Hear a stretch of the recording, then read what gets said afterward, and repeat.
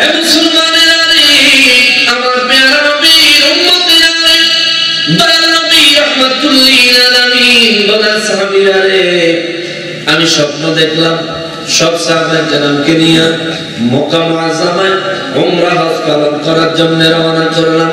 কিছু সাহাবীর মাথা দেখলাম মুন্ডানো, চুল ফালানো, আবার কিছু সাহাবীর দেখলাম তাদের চুল ছোট ছোট কইরা কাটছে, তারা চুল ছাড়ছে, চুল ফালায় নাই, মাথা মুন্ডায় নাই, চুল একেবারে ছোট ছোট কইরা নিছে। এইভাবে দেখলাম মক্কা মুআজ্জামায় ঢুকেছি। আমার নবীজি এই কথা বললেন, সাহাবায়ে কেরাম নূর নবীজির চেহারা মোবারকের দিকে তাকায়া সবাই খুশি হয়ে পড়ছেন আলহামদুলিল্লাহ, জোরে বলেন সুবহানাল্লাহ। সব সাহাবীরা খুশি হয়ে গেছেন, কেননা ওই মক্কা মুআজ্জামা থেকে অনেক সাহাবী নবীজির সাথে মদিনা মুনাওয়ারায় হিজরত করার পরে রে বাবা অনেকের আত্মীয় স্বজন মুসলমান মক্কা মুআজ্জামায় রয়ে গেছে। মাঝে মধ্যে খবর পাইতো কাফের বেঈমানরা তাদের উপর অনেক নির্যাতন করত, অনেক অত্যাচার করত।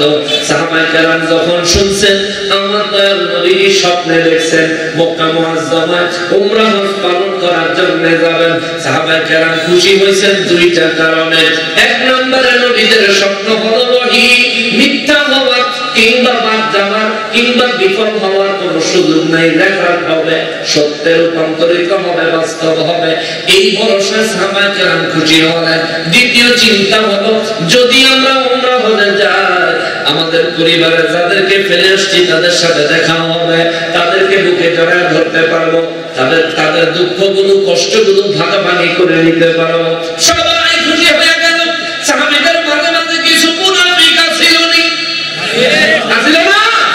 কিছু মুনাফিক ছিল, মুনাফিকদের মুখ গোমরা হয়ে গেল, কালো হয়ে গেল। কেননা মুনাফিক বেঈমানেরা নবীর সামনে আসলে নবীর পক্ষে কথা কইতো, ভিতরে ভিতরে মক্কা মুআজ্জামায় এই মুনাফিকেরা মুসলমানদের গোপন খবরগুলো পাস করত, পাচার করত, কইরা মুসলমানদেরকে বিপদে ফেলাইতো।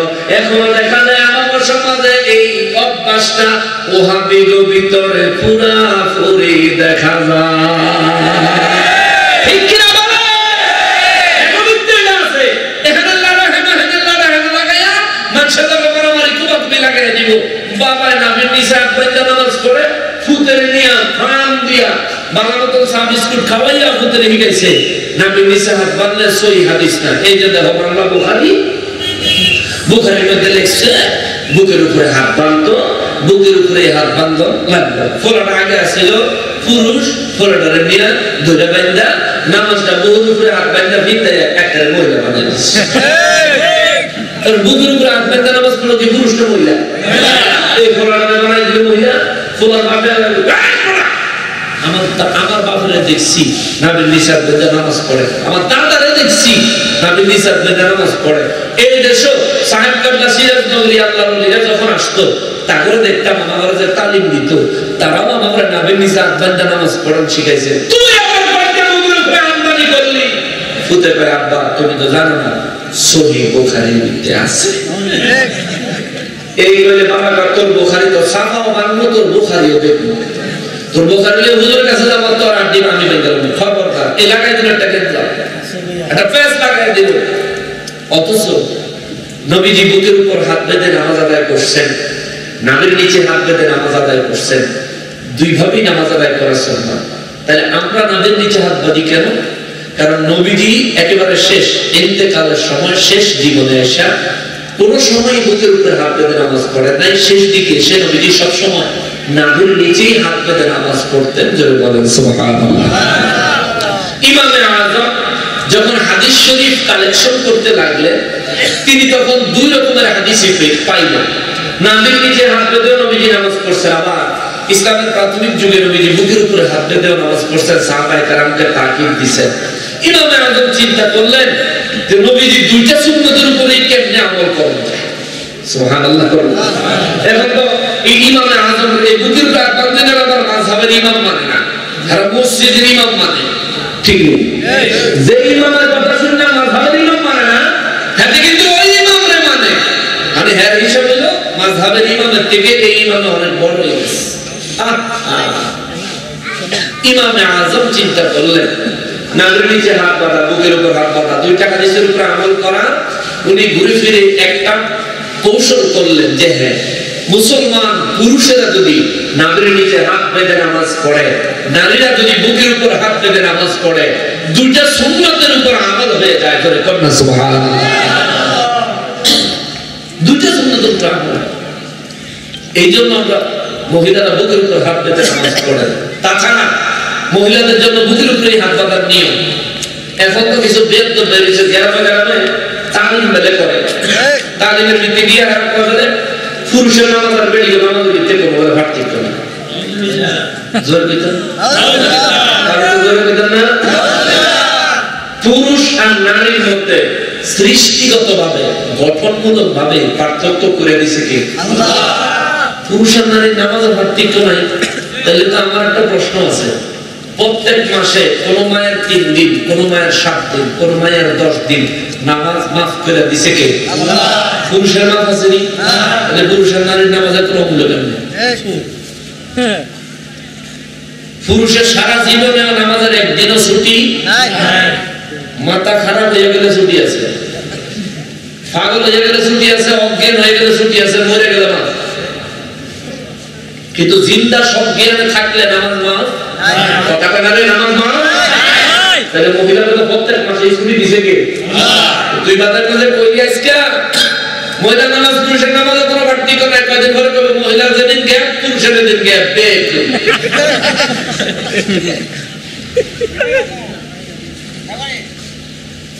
ও মুসলমানেরা, আমার প্যারা নবী উম্মতে আলী, সাহাবায়ে কেরামের ভিতরে কিছু মুনাফিক ছিল, তাদের মাথা খারাপ হয়ে গেল।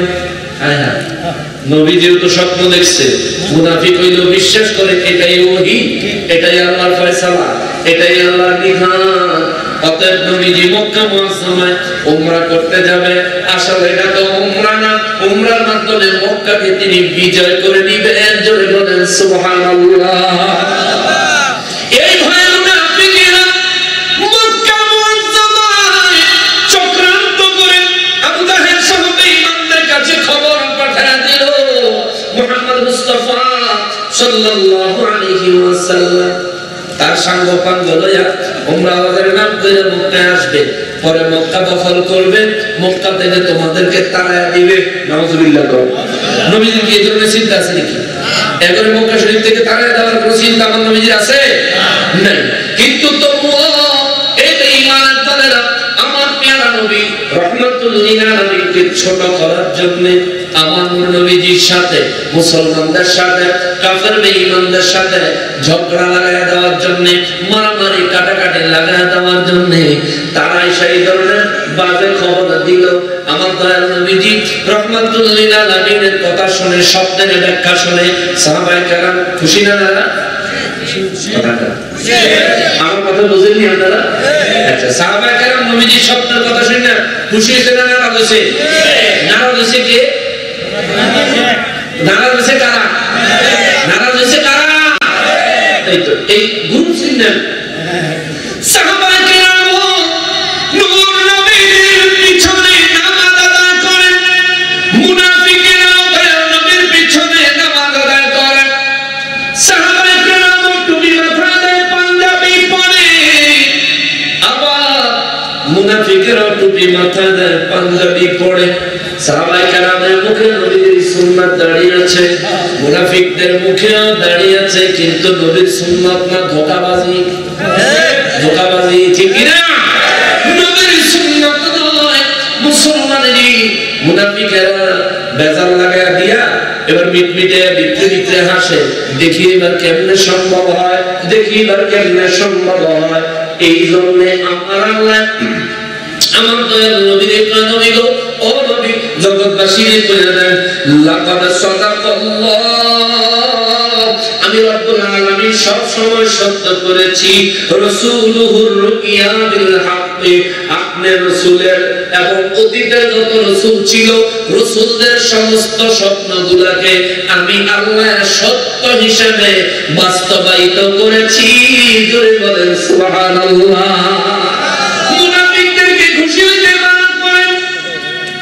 খুশি হইতে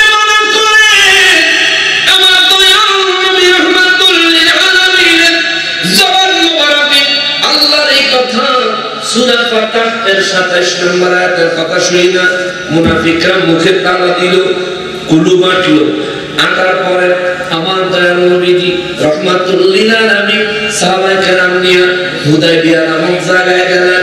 সেখানে যায় সবাইকে নিয়ে তাবু গাড়লেন। উসমান রাদিয়াল্লাহু তাআলা আনহুরে মক্কা মুআজ্জামায় পাঠাইলেন। ওসমান রে, ও ওসমান, তুমি অনেক ধনী ছিলা, কেননা তোমাকে ওসমানে গনি, আমার নবীজি বলেছেন ওসমান হলো ধনী। সুবহানাল্লাহ। ওসমান রাদিয়াল্লাহু তাআলা আনহু অনেক গরিব মিসকিনের অনেক বেশি সাহায্য করতেন, যার কারণে মক্কার মানুষগুলো কাফের হলেও ওসমান রাদিয়াল্লাহু তাআলা আনহুরে ভালোবাসতো। উনি দান সদকা করতেন, গরিব মিসকিনদের সাহায্য করতেন, এজন্য বেশি ভালোবাসতো।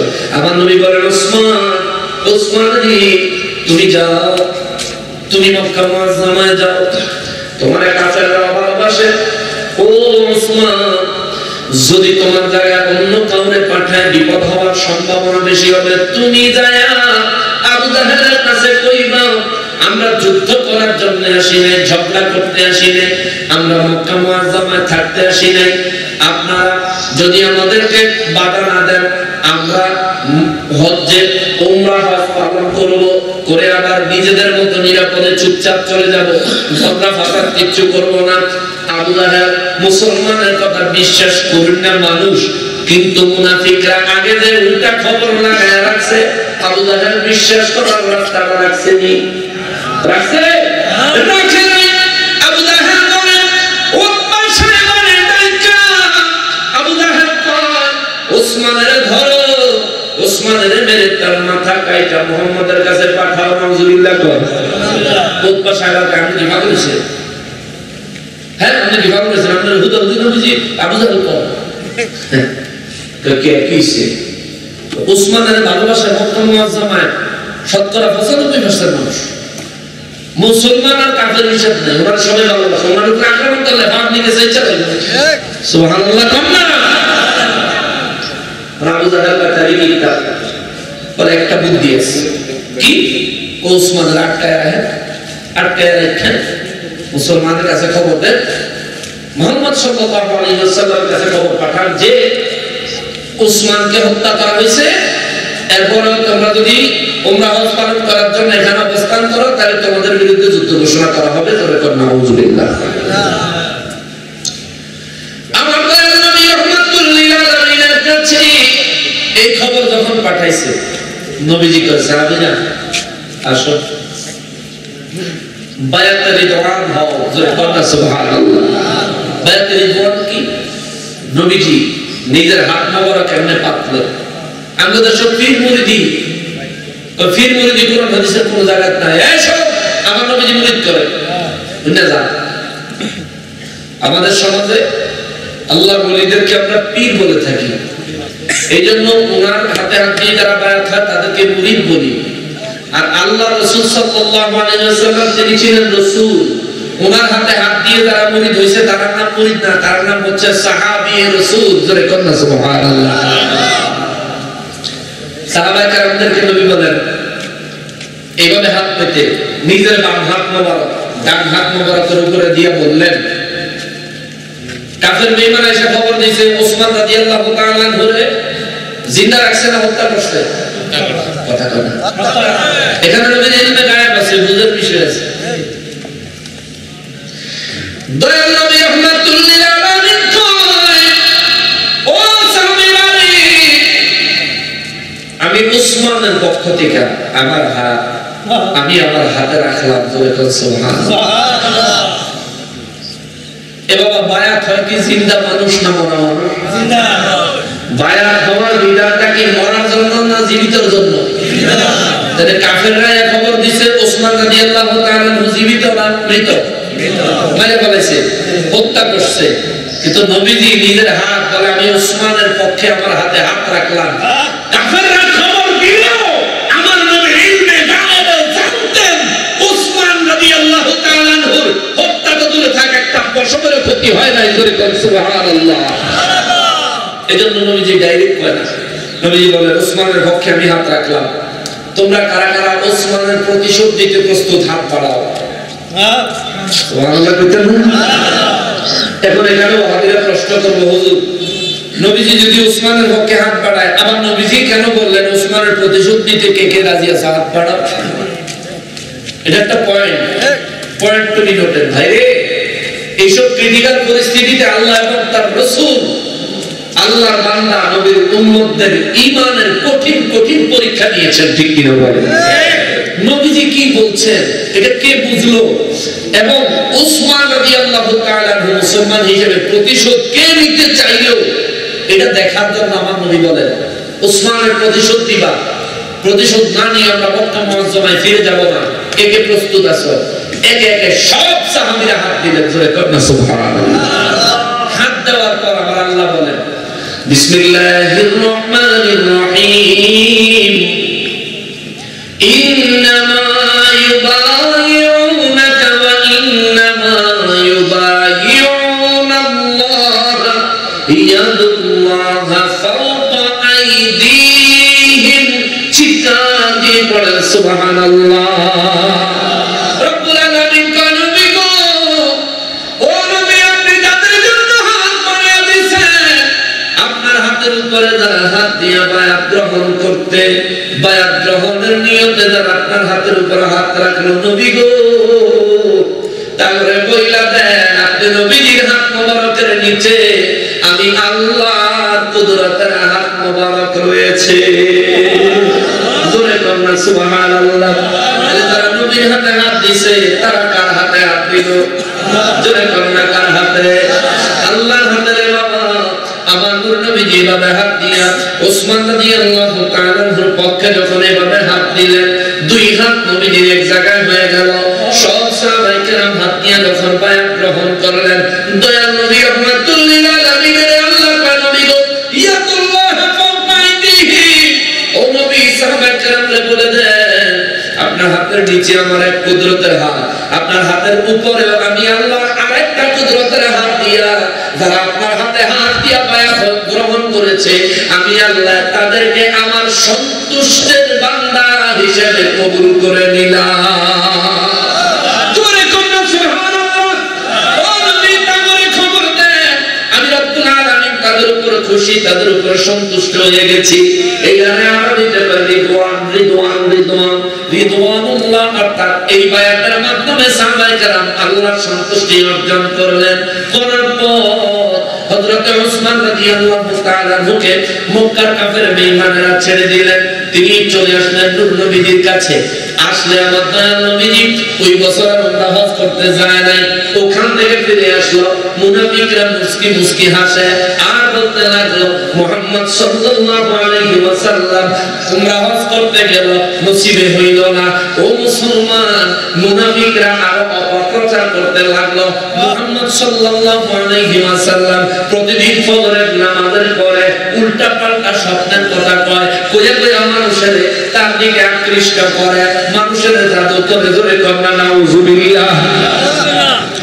দয়াল নবী রাহমাতুল লিল আলামিনের সামনে তহমত দিতে দিতে দিতে দিতে সিদ্দিক আকবরের সামনে এক মুনাফিক পড়লে আবু বকর রাদিয়াল্লাহু তাআলা ঢুকায়, বেটা এই কত বড় দুঃসাহস তোমার, আমার দয়াল নবীর ব্যাপারে তুমি বাজে মন্তব্য করো।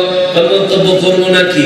নবীরা কইছে স্বপ্নে দেখছে তোমার লইয়া নবীজি এই মসজিদে হারামে মক্কা মুআজ্জামে উমরা হজ করতে গেছে, এই স্বপ্নের কথা তোমার কয় নাই? আবু বকর রাদিয়াল্লাহু তাআলা বলেন হ্যাঁ বলছেন। এরপরে ওই মুনাফিক কয় নবীদের স্বপ্ন আল্লাহর ওহী, এই কথা কি নবী কয় নাই? আবু বকর রাদিয়াল্লাহু তাআলা বলেন হ্যাঁ বলছেন, আমার নবী অবশ্যই বলছেন। ওই মুনাফিক কয় নবীদের স্বপ্ন যদি আল্লাহর ওহী হয়, নবীদের স্বপ্ন যদি সত্যি হয়, নবী স্বপ্ন দেখলো তোমার লইয়া উমরা হজ পালন করতে গেছে, তাইলে তোমরা ফিরে আইলা কেন? নবীর স্বপ্নে কি হইল? জোরে কর নাউজুবিল্লাহ। আমার দয়াল নবীজির কাছে আবু বকর রাদিয়াল্লাহু তাআলা আনহু মনটা খারাপ করে গেলেন, ইয়া রাসূলুল্লাহ সাল্লাল্লাহু আলাইহি ওয়াসাল্লাম, দয়াল নবী গো, ও গো মায়ার নবীজি, ও দয়াল নবীজি, মুনাফিকদের প্রশ্ন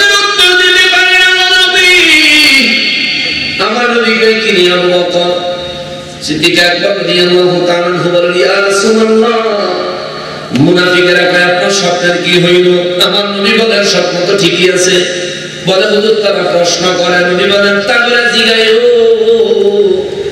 আমি স্বপ্নে দেখছি তোমাদের মদিনা মক্কা মুআজ্জামায় হজ করতে গেছি, কিন্তু এই বছরই গেছি, এইটা তো বলি নাই। সুবহানাল্লাহ, এই বছর গেছি এটা তো বলি নাই, বা এই বছরে আমরা ওখানে হজ করতে গেলে আমরা সাকসেস হয়ে আসবো, হজ করে আসবো, এই কথা তো আমি বলি নাই। আমি স্বপ্নের কথা বলছি, তোমরা আনন্দ চিত্তে মেনে নিছো। মুনাফিকরা যতই চক্রান্ত করুক না কেন, ওদের কথার দিকে কান দেওয়ার সুযোগ আছে নাকি? নাই রে মুসলমান, আমার প্যারা নবী রাহমাতুল লিল আলামিন দয়াল নবীজি মন খারাপ হয়ে গেল।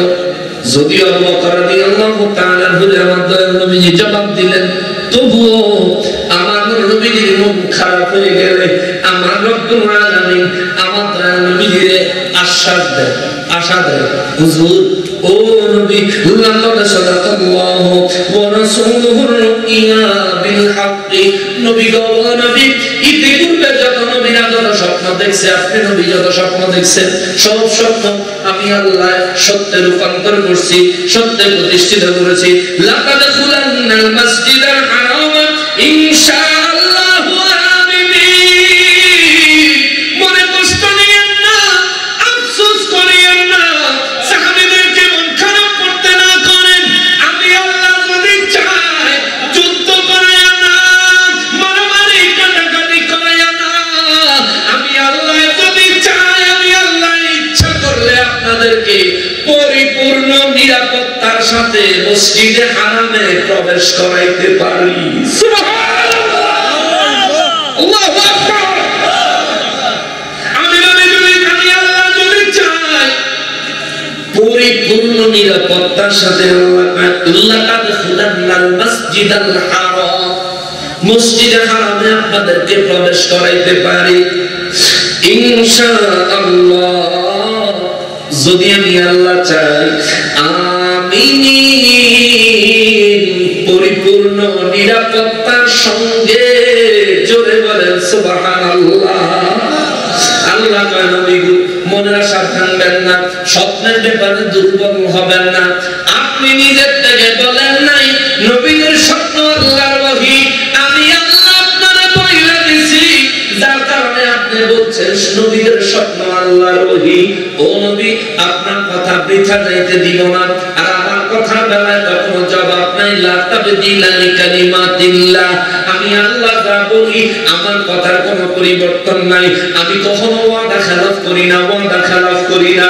ইয়া রাসূলুল্লাহ, জগৎবাসীর খবর দেন, জগৎবাসীর খবর দেন, আপনার স্বপ্নে দেখছেন কিছু মানুষ মাথা মুন্ডানো অবস্থায় মক্কা মুআজ্জামায় উমরা হজে ঢুকছে, আবার স্বপ্নে দেখছেন কিছু মানুষের চুল ছাইটা ছোট ছোট কইরা তারপর মক্কা মুআজ্জামায় হজে ঢুকছে।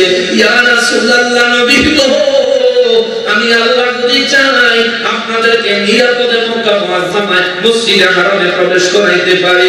মুহাল্লিকিনা রুসাকুম, আপনাদেরকে আমি আল্লাহ যখন মসজিদে হারামে প্রবেশ করাবো, কাবা শরীফের চত্বরে আমি আল্লাহ যখন ঢুকাবো, ওই সময় এমন কিছু মানুষ থাকবে নবী যাদের মাথা মুন্ডানো থাকবে, হজের জন্য মাথা মুন্ডানো থাকবে। আল্লাহ কয়, ও নবী, ও নবী, ওয়া মুবাশশিরিনা লা তাখাফুন, এবং সাহাবীদের মধ্যে কারো চুল ছোট ছোট থাকবে।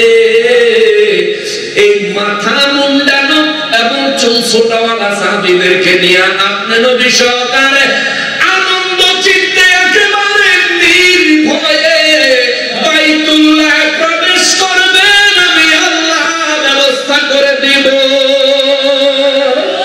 আমাদের কন্যা সুবহানাল্লাহ। আল্লাহ চাইলে পারেনি, জোরে কোন পারেনি, পারেনিও। আল্লাহ কয়, নবী গো, মুনাফিক আপনার বিরুদ্ধে চক্রান্ত করে, আপনি তাদেরকে জবাব দেন। হজের সময় মাথা মুন্ডানো সুন্নাত। আমাদের দেশে কিছু হুজুর আছে সারা বছরই চলে, আছে না? দেখবেন কিছু মাদ্রাসা আছে, বিশেষ করে কওমি মাদ্রাসা, হুজুররা নিজেরা একজনে আরেকজনের মাথা মুন্ডে দেয়, আর গোলা প্যান্টিলে ধরে ধরে খালি টাকু বানিয়ে দেয়, ধরে ধরে খালি চুল ফালাইয়া দেয়। হ্যাঁ,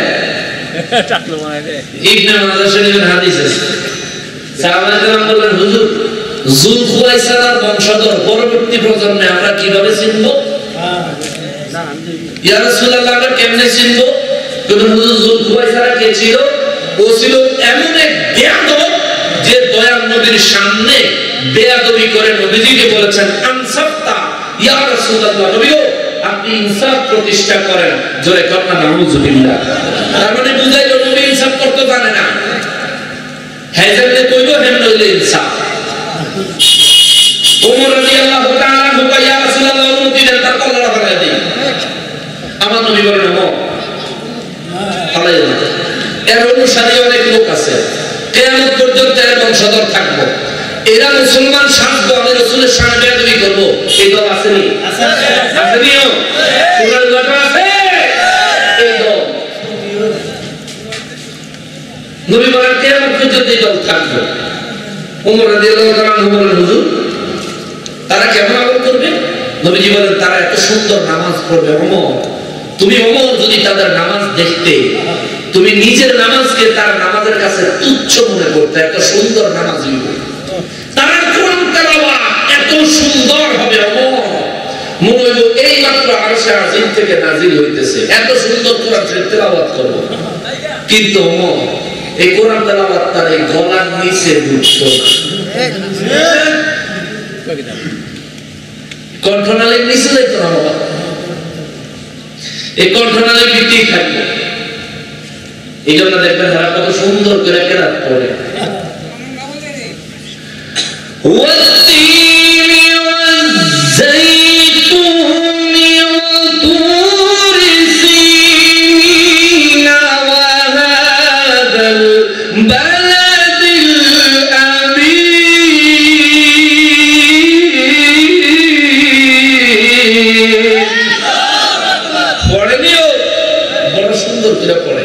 পড়েন না, কোরআন তেলাওয়াত ভালো করেন, এটা নবীর প্রতি দুশমনী দেখেন না।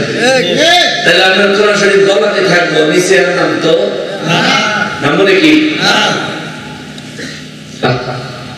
ওমর রাদিয়াল্লাহু তাআলা আনহু বলেন, ইয়া রাসূলুল্লাহ তাদেরকে চিনার আর কি উপায় আছে? আমার নবী বলেন, তারা ঘন ঘন মাথা কামাই,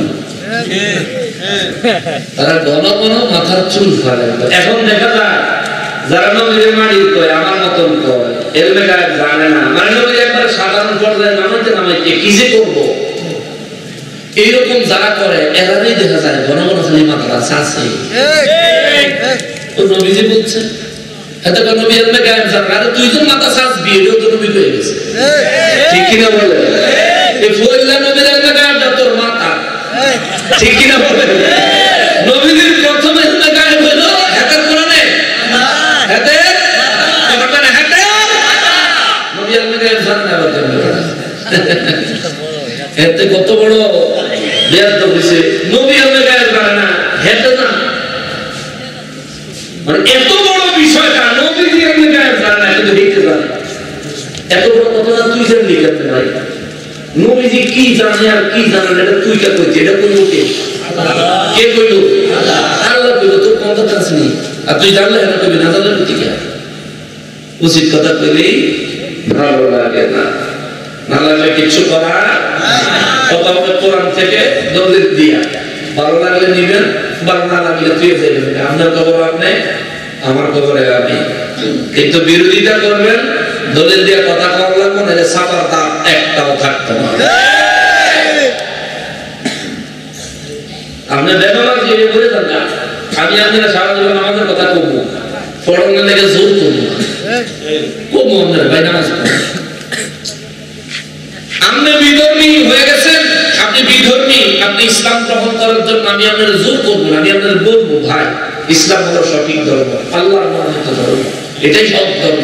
বুঝান না, বুঝলে বুঝবেন, না বুঝলে না বুঝবেন, মানলে মানবেন, না মানলে নাই, আপনার উপর কোনো অভিযোগ নাই। কিন্তু যদি বিরোধিতা করবেন আপনার অস্তিত্ব ঠিক থাকবে না।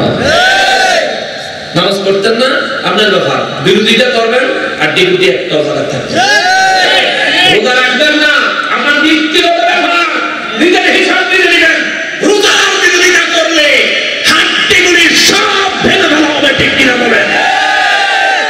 তেমনি ভাবে নবীর আপনি নূর মানেন না, আপনার ব্যক্তিগত ব্যাপার। ইলমে গায়েব মানেন না, আপনার ব্যক্তিগত ব্যাপার। এগুলির বিরুদ্ধে যদি আপনি কথা কইতে আসেন, আহলে সুন্নাত ওয়াল জামাতের আকীদার বিরুদ্ধে আপনি যদি কথা বলতে আসেন, দলিল নিয়ে আসেন, নাইলে আপনার অস্তিত্ব বিলীন হয়ে যাবে, ঠিক কিনা বলেন? গত 19 তারিখে মাহফিল করছি নরসিংদীতে। এরা বলে সুন্নি মাহফিল করতে পারে না, এলাকার হুজুররা কয় মিলাদুন নবী পালন করা বলে কুফর। না যায় বেদাত তো কইছে, আবার কুফরিও কইছে, এটা আমারে লেখা দিছে। আমি জবাব দিছি 10 লক্ষ টাকার চ্যালেঞ্জ রইল, কেউ যদি ঈদ মিলাদুন নবী সাল্লাল্লাহু আলাইহি সাল্লাম বর্তমান সময়ে যেভাবে পালন হয় এইভাবে পালন করা না যায়, হারাম, কুফরি যে কইছে, এগুলি যদি দলিল দিয়ে কেউ প্রমাণ করতে পারে, আমরা তাহলে 10 লক্ষ টাকা পুরস্কার দিব, যে কোনোদিন মোনাজারে আসতে প্রস্তুত। ঠিক ঠিক। আর এই আজকে দিন কিবা শুক্রবার, গত শুক্রবারে জুমা নামাজে মুলবি সাহেবরা চ্যালেঞ্জ গ্রহণ করছে, শনিবারে ভাগছে। এতে শুক্রবারে চ্যালেঞ্জ গ্রহণ করে শনিবারে এলাকাতে ভাগছে। বাইকে আইসে শুক্রবারে আবার আইসে, আইয়া জুমা নামাজ আইসে, মানুষের কইছে ওরা আবার মাঝখান দিয়ে আমি আবার ওই 29 তারিখ, আজকে 31, কালকের দিন আগে পরশুদিন আমি মাহফিলে গেছিলাম পার্শ্ববর্তী এলাকা। ওই মাহফিলের লোকজন আমার সাথে দেখা করছে। আমি ওনাদেরকে নিয়ম নীতি লিখে দিছি, কেমনে কেমনে কি বলবো, কি করবো, ব্যবস্থা করেন, বাহিরে আমি দেখবো। তার আগে আজকে কথা বলেছে মসজিদ কমিটির যারা আছে তারা করছে কি বিপদ চিন্তা করে।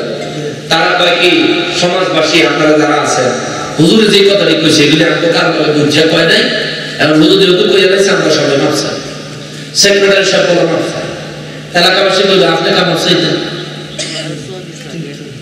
আপনি কামাপ চাইতেন। ইমাম সাহেব আমাদের বুঝিয়া কয় নাই, বুঝন না বুঝনের কোনো ব্যাপার না। ইমাম সাহেব থাকবো না থাকবো এটা ইমাম সাহেবের ব্যাপার, কিন্তু আমরা মুসলমান ইমান লয়ে কবর যাওয়া লাগবো। আমরা এমন কোন আমল করবো না যে আমলে ভেজাল আছে, আমরা সঠিক আমল করবো। ইমাম সাহেব যেহেতু চ্যালেঞ্জ গ্রহণ করছে, তাহলে নকশবন্দি হুজুর কইছে আইবো, এখন হলো 2 আলেমের মুখোমুখি করবো, আপনারা সাহায্য করবেন, কোনটা হক কোনটা সঠিক এটা আমরা জানবো, তার উপর আমল করবো। জোরে কর মারহাবা। এই ঠেলার ছোট ইমাম সাহেব না দিয়ে চাকরি করতাম,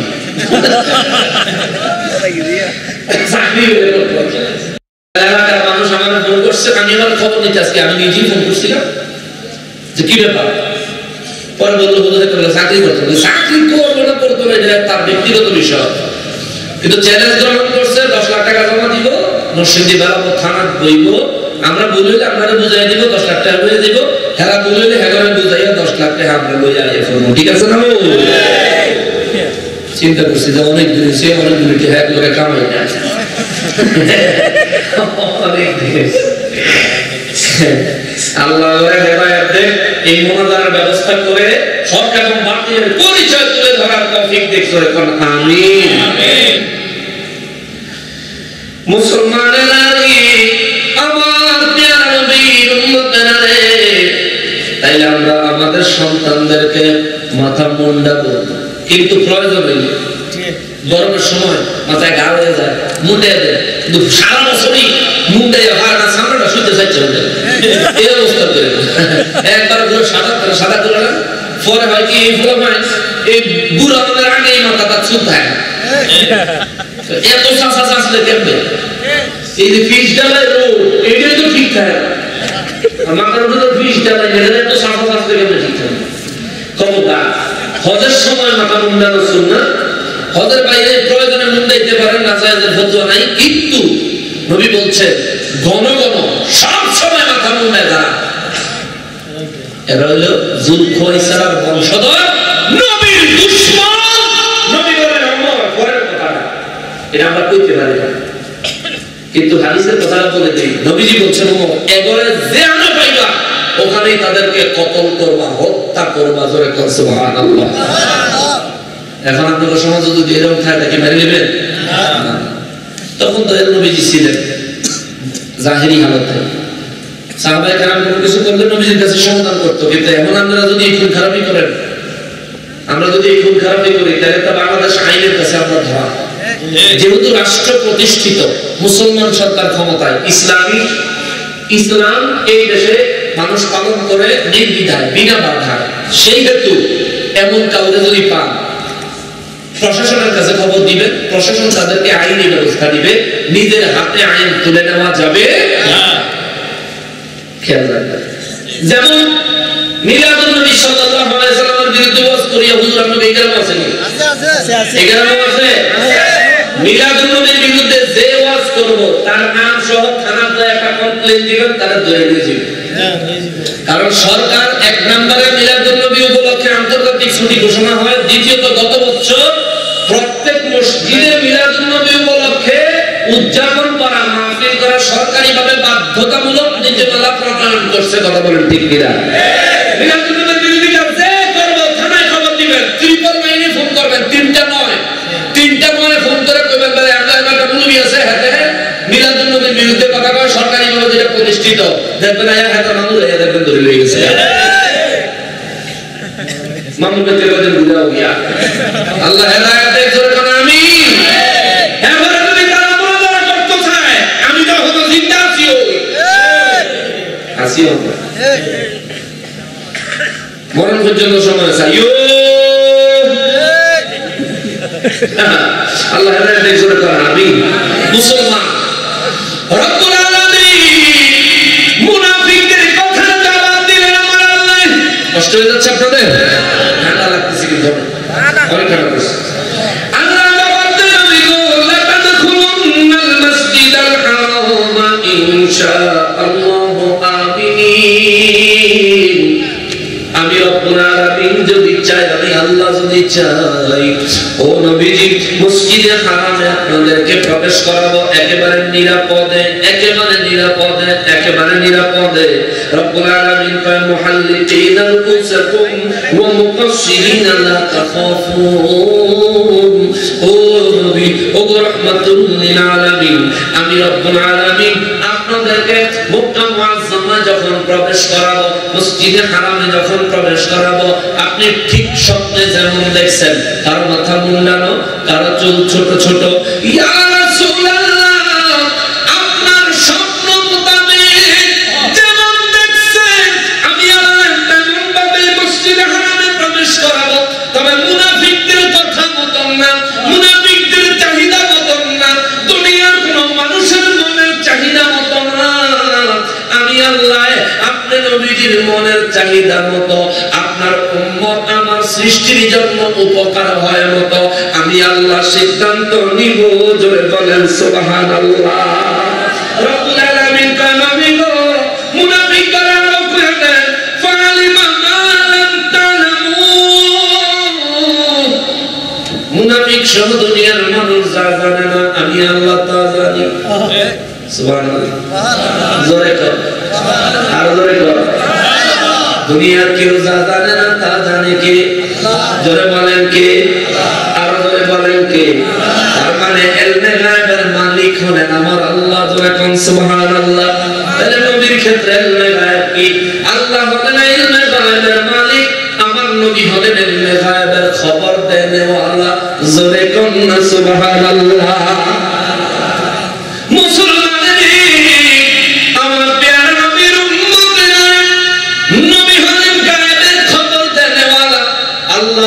গায়েবের খবরের মালিক কি হিসাবে? কারণ তিনি গায়েবের খবর বানায়, গায়েবের খবর তিনি সৃষ্টি করেন, তিনি স্রষ্টা। যদি বলেন আল্লাহ গায়েব জানে, আমার নবী জানে না, কেউ যদি জানতে হয় কারো সাহায্য নিতে হয়, এই জন্য আল্লাহ জানে, সুন্নিরা বলে না। সুন্নিরা বলে ইলমে গায়েবের মালিক হলেন আল্লাহ, খবর দেনেওয়ালা নবী। ইলমে গায়েব সৃষ্টি করতেন আমার আল্লাহ, জানে আমার নূর নবীজি। কেমনে? আমার নবী জানে আল্লাহর সাহায্যে, আল্লাহ জানাইলে। অতএব এখন কইব তাইলে আল্লাহ যদ্দূর জানে, নবী এদ্দূর জানে, এর বেশি জানে না। আমি বলবো ভাই আল্লাহ নবীর কদ্দূর জানে, লিমিটটা একটু কইয়া দাও। কতটুকু জানে তুমি আমার লিমিট দাও। আছে নাকি? আছে। রব্বুল আলামিন কোন নবী গো ও রাহমাতুল লিল আলামিন সূরা জিনের 26 নম্বর আয়াতে ঘোষণা দিলেন আমি আল্লাহ কাউরে গায়েবের ইলম দেই না। 27 নম্বর আয়াতে বলেন ইল্লা মান ইরতাদা মির রাসূলি আমার পছন্দের রাসূল ছাড়া অন্য সবার কাছে ঢালাওভাবে ইলমে গায়েব আমি আল্লাহ বলি না, প্রকাশ করি না। জোরে কোন সুবহানাল্লাহ। আল্লাহ ইলমে গায়েব সবার কাছে দেয় না, এটা আমরা মানি। আবার আল্লাহর পছন্দের রাসূলদের কাছে ইলমে গায়েব দেয়। ঘোষণা কার ঘোষণা? আমার নবীর থেকে বেশি পছন্দের কোন রাসূল আল্লাহর জমিনে আর আছে? আল্লাহ সৃষ্টির মধ্যে আর আছে? আদম নবী সফিউল্লাহ, মুসা নবী কালিমুল্লাহ, ইব্রাহিম নবী খলিলুল্লাহ, ঈসা নবী রূহুল্লাহ। আমার নবী বলেন আমি হলাম হাবিবুল্লাহ। আদম নবীর আল্লাহ ইলমে গায়েব দিয়েছেন। বলবেন হুজুর কতটুকু? আদম নবীর বর্ণনা ফেরেশতারা যখন আল্লাহ কইছে وَإِذْ قَالَ رَبُّكَ لِلْمَلَائِكَةِ إِنِّي جَاعِلٌ فِي الْأَرْضِ خَلِيفَةً আমি জমিনের জন্য একজন খলিফা সৃষ্টি করতে চাই, আমার খলিফা বানাবো। ফেরেশতারা কইছিল কি না আল্লাহ বানায়েন না, আমার কাটাকাটি ঝগড়া ফাসাদ করব। আমরাই তো আপনার তাসবিহ পড়ি। আল্লাহ বলেন ইন্নী আ'লামু মা লা তা'লামুন আমি যা জানি তোমরা তা জানো না। আমি তোমাদের আদম নবীর বানাইতে সিদ্ধান্ত দিতে কই নাই, আমার সিদ্ধান্তটা তোমাদের জানাইছি। জোরে কোন সুবহানাল্লাহ। তোমরা আমারে আদম বানাবো না বানাবো এটা কইতে তোমাদের কই নাই, আমি তোমাদের জানাইলাম। ফেরেশতারা আমি জমিনের জন্য একজন খলিফা বানাবো, ওই খলিফার খাদেম তোমরা হইবা। জোরে কোন সুবহানাল্লাহ। রব্বুল আলামিন আদম নবীর বানায়া কুরআন কারীমে বলি আসমান এবং জমিনে যা কিছু আছে সব কিছুর নাম আদম নবীর মুখস্থ করাইছে কে? আল্লাহ। কে?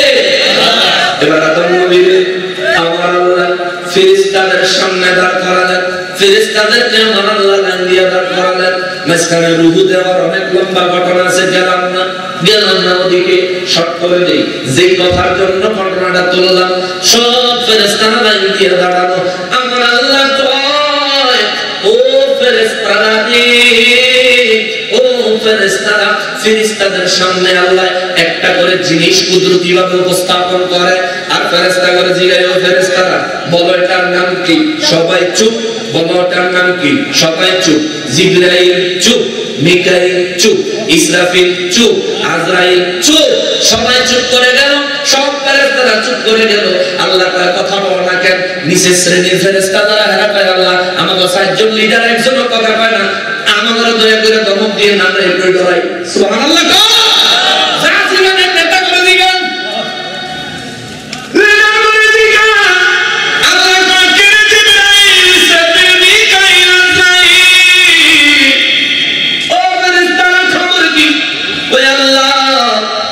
আপনি আমাদের যেটুকু জানাইছেন আমরা এইটুকু জানি, এর বেশি জানি না। সুবহানাল্লাহ। তার মানে যেই জিনিসের নাম ফেরেশতা করে জিগাইছে এই জিনিসের নাম ফেরেশতারা জানে না। বুঝছেন? জানে। জোরে কইতে জানে। কিন্তু আদম নবীর আল্লাহ কয় আদম বলো এটা কি? আদম আলাইহিস সালাম চরচর করে বলে দিয়েছে যেই জিনিসের নাম ফেরেশতারা জানে না ওই জিনিসের নাম আদম নবীর শিখাইলো কে? তাহলে ফেরেশতার ইলম বেশি না আদম নবীর ইলম বেশি? কার ইলম বেশি? আমার নবীর থেকে বেলা শয়তানের ইলম বেশি। নাউযুবিল্লাহ, নাউযুবিল্লাহ। আর শয়তান একটা জিনের বাচ্চা। সে মুআল্লিমুল মালায়েকা ছিল কিন্তু ফেরেশতার লিডার ছিল না, ফেরেশতার শিক্ষক ছিল। আপনাদের এখানে প্রাইমারি স্কুল আছে না? আছে নি? যে ব্যক্তি ক্লাস 1 2 ক্লাস নেয় তিনিও শিক্ষক। 4 5 এর ক্লাস যিনি নেয় তিনিও শিক্ষক। আবার যিনি হেডমাস্টার তিনিও শিক্ষক। কিন্তু সবার মর্যাদা কি হেডমাস্টারের সমান? বলেন হেডমাস্টারের সমান? শিক্ষক শিক্ষকের জায়গায়, হেডমাস্টার হেডমাস্টারের জায়গায়।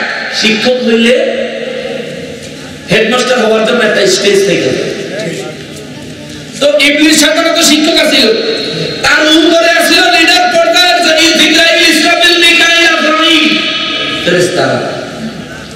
তো ইবলিসে জানতো তো দূরে থাক, এই লিডাররা চারজনের একজনও পেতে পারে না। কিন্তু আদম নবীর শিখাইছে কে? আল্লাহ। আদম নবী যখন নাম কইছে সারা জীবন শুনছেন না আদম নবীর আল্লাহ এই ফেরেশতারা যেটা দিয়েছে, জি শুনছেন নি? কি লিখে দিয়েছে সেটা? কেন দিল? আল্লাহ এই আদম বানাইতে তোরা মনে করছিস না? আজকে তোরা যে জিনিসের নাম জানোস না, আমার এই আদম সেই জিনিসের নাম যেহেতু বলতে পারছে, তোমাদের থেকে তার শ্রেষ্ঠত্ব আমি আল্লাহর দরবারে প্রমাণ হয়েছে। সুবহানাল্লাহ। কিন্তু হাকিকতে প্রমাণটা করছে কে? আল্লাহ। কে করছে? আল্লাহ। ওই আল্লাহ কয় তার শ্রেষ্ঠত্ব প্রমাণ হয়েছে। নাম যে কইতে পারলো না এটা একটা উসিলা। তো যেহেতু তোমরা নাম কইতে পারো না, আদম নবী কইতে পারছে, তাহলে তোমরা জরিমানা দাও। ফেরেশতারা আল্লাহ আমরা কি দিব? আমাকে বউ নাই, জি নাই, পুত নাই, বাড়ি নাই, ঘর নাই, সম্পদ নাই, কিচ্ছু নাই, তাই আমরা কি জরিমানা দিব? আল্লাহ আমরা দয়া করে বল কি জরিমানা দিতাম, কি কাফারা দিতাম? আল্লাহ কে উসজুদ লি আদম, আদম আলাইহিস সালামের জন্য সিজদা দাও, জোরে করো সুবহানাল্লাহ। এটা কি আনন্দ না জরিমানা? জরিমানা। আনন্দ না জরিমানা? জরিমানা। সব ফেরেশতা মেনে নিল, ইবলিস শুধু এটা আল্লাহ কি তো কি মাজা লক হয়ে গেছে দেখ না কেন? আল্লাহ আমার কিছু কথা আছে, যুক্তি নেই, যুক্তি। ফেরেশতারা সেজদা, ইবলিস চাই খালি বসে। সমাজ আমরা যখন নিরাপ করে ভাবরে বসে থাকি, দেখছেন নি ঘটনাটা কইতে বসছে। ফেরেশতারা সেজদায়, ইবলিস চাই খালি আমাকে কিসে? আল্লাহ আমার কিছু কথা আছে, যুক্তি দে। কি কথা রে? আল্লাহ তার বানাইছেন মাটি দিয়া, আমার বানাইছেন আগুন দিয়ে। আল্লাহর যুক্তি দেয় কত ফাজিল। আল্লাহর যুক্তি ফাজিল। আমরা এমনি আগুন দিয়ে বানাইছেন ঠিক না? আল্লাহ কাহা তারপরে হ্যাঁ মাটি দিয়ে বানাইছেন। আল্লাহ মাটি যদি উপরের দিকে ঢিল দেয় তাহলে এটা তো নিচের দিকে যায়, আর আমি আগুন নিচের দিকে যদি জ্বালাইয়া দেয় উপরের দিকে যায়, তাহলে হ্যাঁ তাহলে আমার মর্যাদাটা বেশি না? আল্লাহ তাই নাকি? জি আল্লাহ উখরুজ মিন্নি মালাম, বাইরে বাইরে না কি দিব? বাইরে বাইরে বাইরে বাইরে। তুই অভিশপ্ত শয়তান হয়ে গেছিস। আল্লাহ তুই শয়তান হয়ে গেছিস, ইন্নাকা রাজিম, বাইরে দূর হ, দূর হ। ইবলিসের কাছে আমরা সাড়ে সাল বছর যাবত খুশি হিড়ি কি তো তাহলে কি কে চাও? জান্নাত থেকে যে একটা বাইর করে দিবেন, হ্যাঁ তো জান্নাতে ঢুকতে দিবেন না, আমি জানি না। কি বলা বলতে আপনি যায় শেষ করে দিতেছে। এটা বুঝে আল্লাহ বলে তোমার 6.5 লক্ষ বছরের জন্য কি চাও? বলে আল্লাহ তাইলে আমার 6.5 লক্ষ বছর লাগে আমার 3টা পাওয়া হবে। কয়টা পাওয়া? 3টা পাওয়া। কি? 1 নম্বর কিয়ামত পর্যন্ত আয়াত দেন, দিলাম। প্রকাশ্য অপ্রকাশ্য হওয়ার ক্ষমতা দেন, দিলাম। আল্লাহ মানুষের চতুর্দিক থেকে ওয়াসওয়াসা দেওয়ার মতো ক্ষমতা মারা দেন, আল্লাহ তো দিলাম। ইবলিসে দিছে কি দিলে আয়েশা? আল্লাহ এই যে মানুষ আপনি এত সব করে বানাই দেন, ওদের চারিদিক থেকে আমি ধোঁকা দিলে ওরা তো জাহান্নামে আমার লোকেই থাকবো, জান্নাত থেকে আইছে। আল্লাহ ইবলিস ধোঁকা দিবি কয়েক দিকে থেকে চারিদিকে কত কি ওই আল্লাহ চতুর্দিকে তো ধোঁকা দিলে হ্যাঁ বাঁচবো কেমনে? আল্লাহ তারা ব্যাপ আমার দিক তো বানাইছে আমি 10টা করে কথা সুবহানাল্লাহ। তুই চারটা না নিছ তো মনে ছয়টা তোমার কাছে রয়ে গেছে, আল্লাহ 6টা রয়ে গেল। আমি কি আগে বুঝলাম না? আল্লাহ তুই পাতাম না, কারণ আমার সৃষ্টির ভিতরে তোর মতন বিয়ার করার কেউ বানায়নি। মানব জাতি এই যে আদম বানাইছি, তার সন্তানরা দুনিয়াতে আমি আল্লাহরে দেখতো না, রাসূলের দেখতো না, জান্নাতও দেখতো না, জাহান্নাম দেখতো না, জান্নাতের সুখ কোনদিন কেমন টের পাইতো না, কিন্তু তারাও নিজেদেরকে জান্নাতি বানায়া তারপর আমার দরবারে হাজির হবে। তোরা তোমরা সুবহানাল্লাহ। তুই দেখবে জান্নাত দেখলি, জাহান্নাম দেখলি, সাত আসমান ঘুরলি, তুই দেখবে ফেরেশতা দেখলি, আমি আল্লাহর কুদরতের নিশানা দেখাও আজকে তুই তোর কর্মদোষে জান্নাত থেকে বাইরে যাইতেছ, চিরজীবনের লাগা জাহান্নামে যাবি। যারা জান্নাত না দেখেই জান্নাতি হয়ে যাইব, তুই জান্নাত দেখেও জান্নাতে যেতে পারলি না, তার মানে আমি আল্লাহর সিদ্ধান্তে তোর থেকে বড় ব্যাকল আমি আল্লাহ একটা পশুও বানাই নাই। জোরে না সুবহানাল্লাহ। পশু পাগল নিজে ভালো বুঝে, তুই নিজে ভালো বুঝবি না। মুসলমানের আমার প্যারা নবীর উম্মতেরা ইবলিস জানে আল্লাহ কয় ইবলিস রে, ও ইবলিস 6 দিক আমার কাছে, কত 6 দিক আমার কাছে থাকতে গেলে বলবো আল্লাহ কা 6 দিকের মধ্যে শোনো, 6 দিকের মধ্যে স্পেশাল একটা দিক হলো উপরে আর একটা দিক হলো নিচে। ইবলিসের আল্লাহ তুই পাইলাম আর সাইডটা কোন দিকে? আল্লাহ কা দুই সাইডটা দিক নিছত না, জি আল্লাহ কোন সাইড দিক? আল্লাহ উত্তর, দক্ষিণ, পূর্ব, পশ্চিম।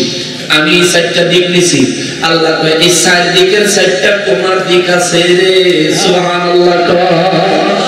এই চার দিকের চারটা তোমার দিক আছে বাবা, সহজে বুঝাই। এই যে আমার হাতের পোস্টারটা, এটা একটা দিক, এটা একটা দিক, এটা একটা দিক, এটা একটা দিক। আল্লাহ কয় এই কোন একটা, এই কোন একটা, এই কোন একটা, এই কোন একটা, এই চারটা, উপর একটা, নিচে একটা, এই 6টা দিক এখনো আমার কাছে রয়ে গেছে। আমি 6টা দিক আমার বান্দা করে দান কইরা দিলাম, সুবহানাল্লাহ। ইয়া রাব্বুল আলামিন, আদম জাতি এই 6 দিক দিয়ে কি করব? আল্লাহ কয় তুই 100 বছর শয়তানি করাবি, আমার বান্দা 100 বছর পরে জমিনে কপালটা ঠেকাইয়া আমি আল্লাহর কাছে আত্মসমর্পণ করবে, এক সেজদায় 100 বছরের গুনাহ মাফ কইরা দেব।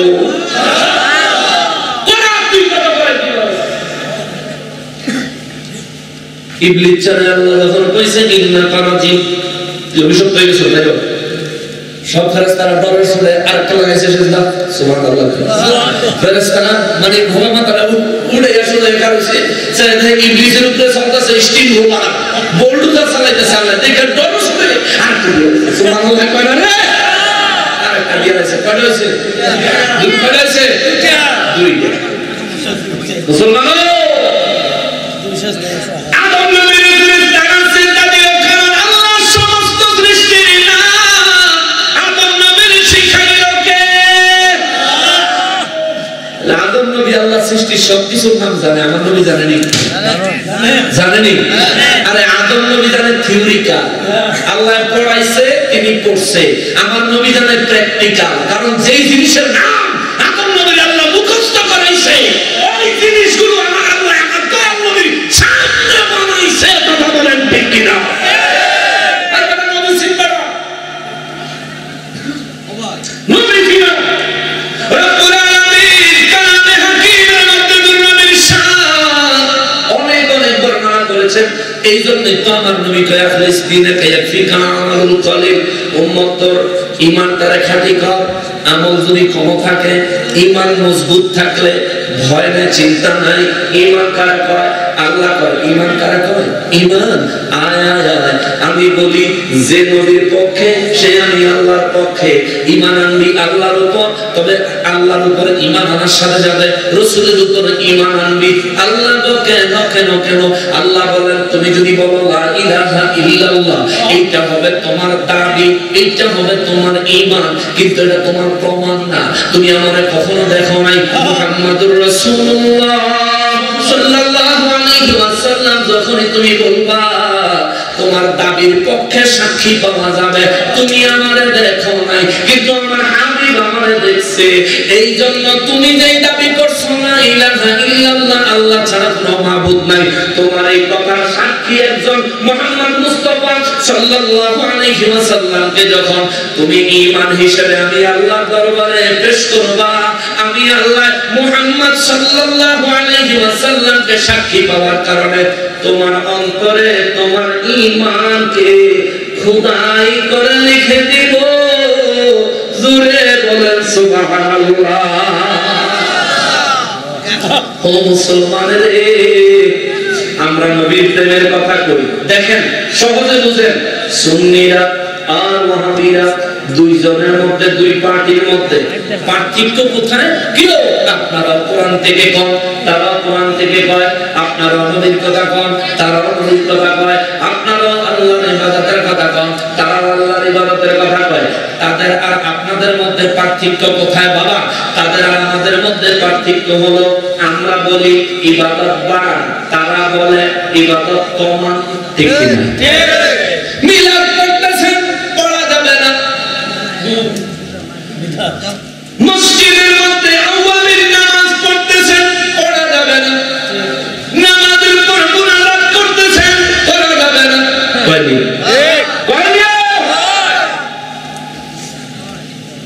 মুসলমানের জানাজার নামাজের পর দোয়া করবেন, পড়া যাবে না।